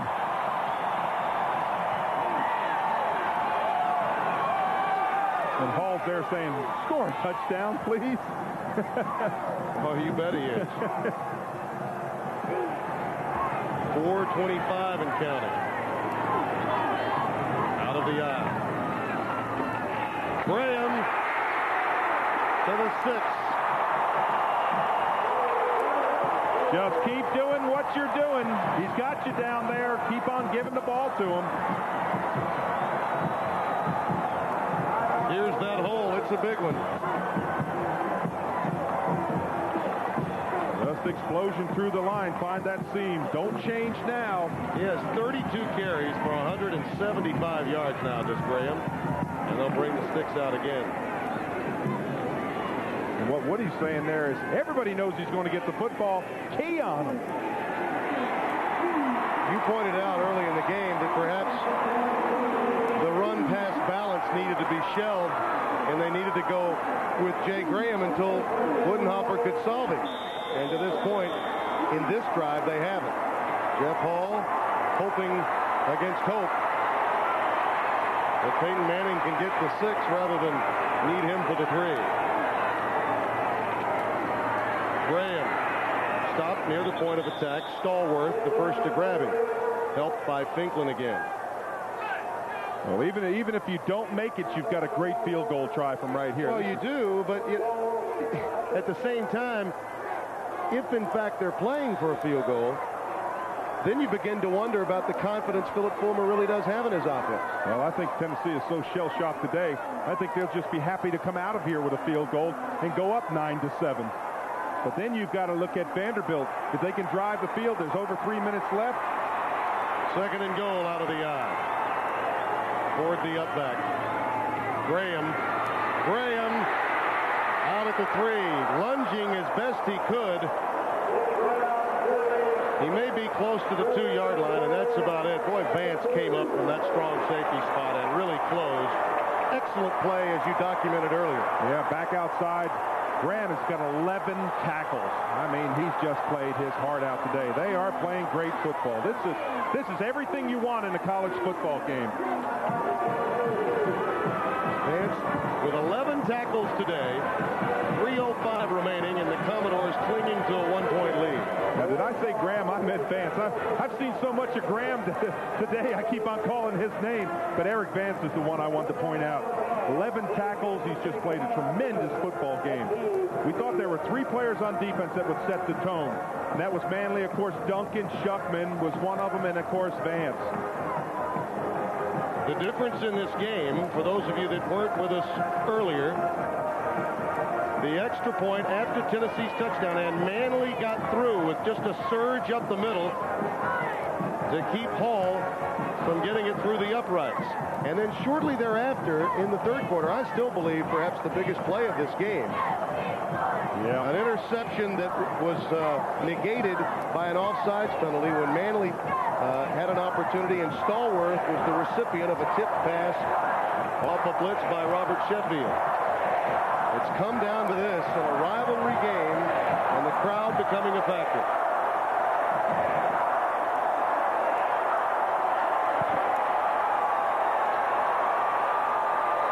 Well, they didn't think it would be this tough today, did they? No way. Third down from the 2. Now do you fake it to him? Everybody's going to be going after Graham. Graham. Touchdown, Tennessee.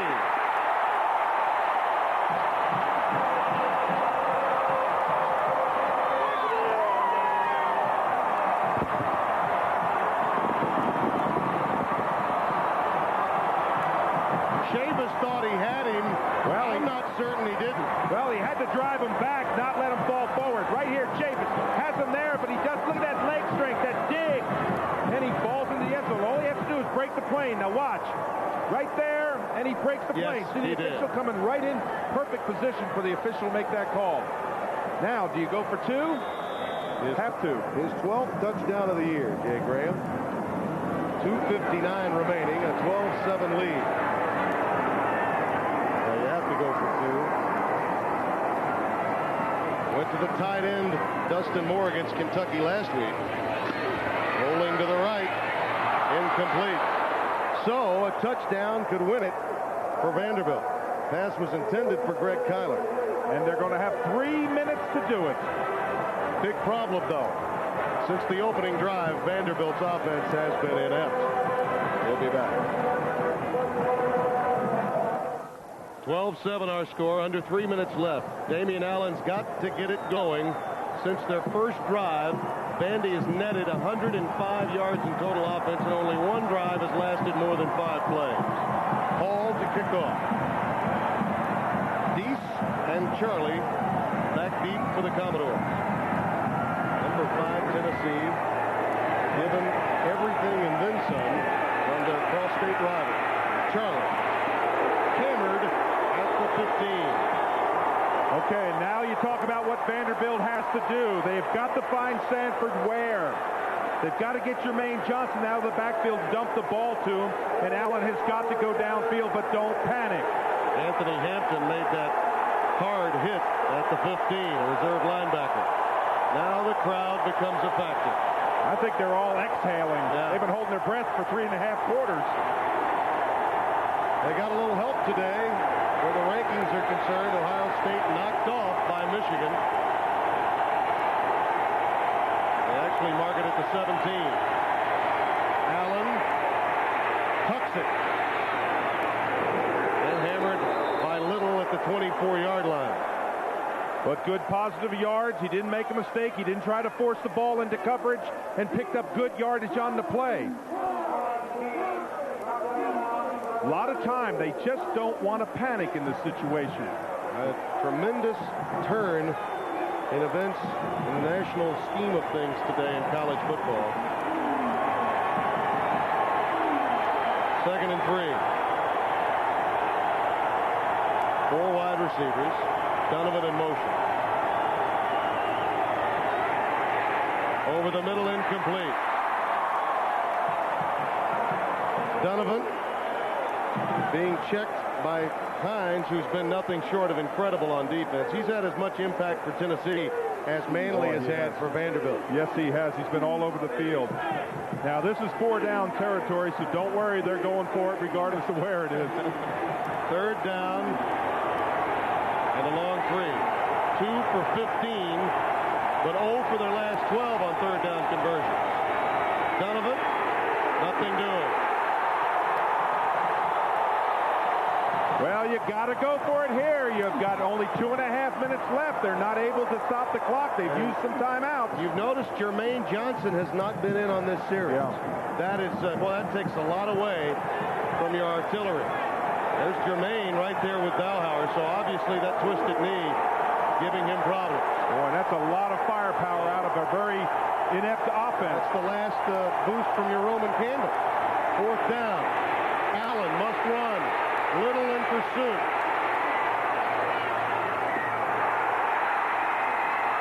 Noel may have it. Incomplete, it'll be ruled. And for all intents and purposes, Tennessee appears to be safe. Vanderbilt had used their timeouts early in the half. Remember, they had a couple defensive flaws. So Tennessee's going to get the ball back there on about the 24-yard line. And they're going to be happy to get out of this game. Yeah, they'll be happy to get to the Citrus Bowl or wherever with a 10-1 record after today's game. Now watch this. Coming out of the pocket, he's got to throw across his body. Just throws a little bit short, but watch this. Good recovery back to the ball. See the ball right there? Boom. Good recovery back in there. Raymond Austin was in there. The pass was intended for Sanford Ware. I thought Simon had a chance to bring it in on his fanning. Noel really reacted back to that ball. He really did. Noel back there with him. Graham down to about the 20-yard line. You know, it's an incredible statistic. We talked about it earlier. That 37, what is it, 37, 1 and 2, I think it was? Yeah, it'll be 38, 1 and 2 after today. The back runs over 100 yards. Well, give him 200 yards. 205 yards today for Jay Graham. When you start thinking of players of the game, there's a lot of great players that played for Vanderbilt, and boy, Jay Graham, you might want to give it to the coach. Yeah, particularly for Vanderbilt. Woody Woodenhofer's scheme really confused Peyton Manning in this high-powered, balanced Tennessee attack. Graham again gets the carry, but I mentioned this last week. There you see the story. Florida now set up for a possible national title should they beat Arkansas, because Ohio State's John Cooper can't get it done at the Big House today against Michigan. So now the alliance is set. Yes, it is. Nebraska, Florida? That would probably be the matchup, provided the Gators handle Arkansas at the SEC championship game. Here comes an audible. He tried to draw him offside. You just should have snapped the ball when they jumped. Quick handoff to Graham. And another first down. But, you know, in mentioning all of that with respect to the national picture, I'd like to point to this. I mentioned it last week, Dave. This is what makes college football so different. You've got a team like Tennessee, ranked 5th in the country as you look at the AP Top 25. Ohio State will definitely slip. Florida will move up. And but the fact remains that in college football, you see a 38-point underdog in a position to knock off a team on the road and their cross-state rivals. And their fans they're booing because they just never expected a score like this. 12-7, 38-point favorite. Well, look, Fulmer's got some real juicing him up. He's just thankful he doesn't have to play next week. Well, here's the point. All right, the fans are upset because they dropped a spot in the polls last week. Exactly. Now, not everybody in the world is seeing this game. So when the pollsters look and see a 12-7 score, you're not going to move up. No, you're certainly not. That's one of the bad aspects of the entire situation, the system that we have in the postseason in college football. Good, bad, or indifferent. And I think he's being sportsmanlike. Yeah. But, I mean, if you look at the system that we see today in college football, who can blame any coach for getting as many points as possible? Oh, yeah. Who's been the biggest person abused about that? Steve Spurrier. Everybody says he runs up the score. He's got a high-powered offense. But he knows those, Colt. You've got to score points. Vanderbilt using their last time out, and ironically with 13 seconds left on the clock. But for Rod Dowhauer, his team, just a tremendous task in front of them today, particularly coming off a game at Florida. I mean, the schedule makers weren't exactly kind to him in his first year when you close at Florida and at Tennessee. And there's Phillips' daughter, one of three, Courtney, Allison, Brittany. Their son, of course, is Philip Jr. His wife, Vicky, very emotional and candid with the fans. I'm sure Vicky would be telling the fans in her contingent, hey, my husband's sportsmanlike, we're going to take a knee. I don't think that's a real courageous thing to do. I mean, let's face it. This Vanderbilt team, they played, as Rod Dowhauer said at halftime, they are playing their hearts out. And there's nobody prouder of this team than right there, Woody. He's saying they played hard, only one senior on the defense. Right. Vanderbilt's got a lot of questions within their athletic department that have to be answered in the offseason as to the future of this football program and its entire athletic program. And, much will be written and said about that in the aftermath. But give these youngsters, these seniors of both teams their due. It's what makes college football absolutely at the top of the heap. From emotions to what you accomplish on the field. Philip Fulmer really giving congratulations and well-deserved at Rod Dowhauer. Certainly should. This game hinged on 2 or 3 just pivotal plays. They were incredible plays. That interception that you talked about, that block punt, and finally Tennessee getting that drive to get down there for the go-ahead score. Our final score, Tennessee 12, Vanderbilt 7. What a way to end it on our Lee SEC Game of the Week on Jefferson Pilot Sports. Back after this.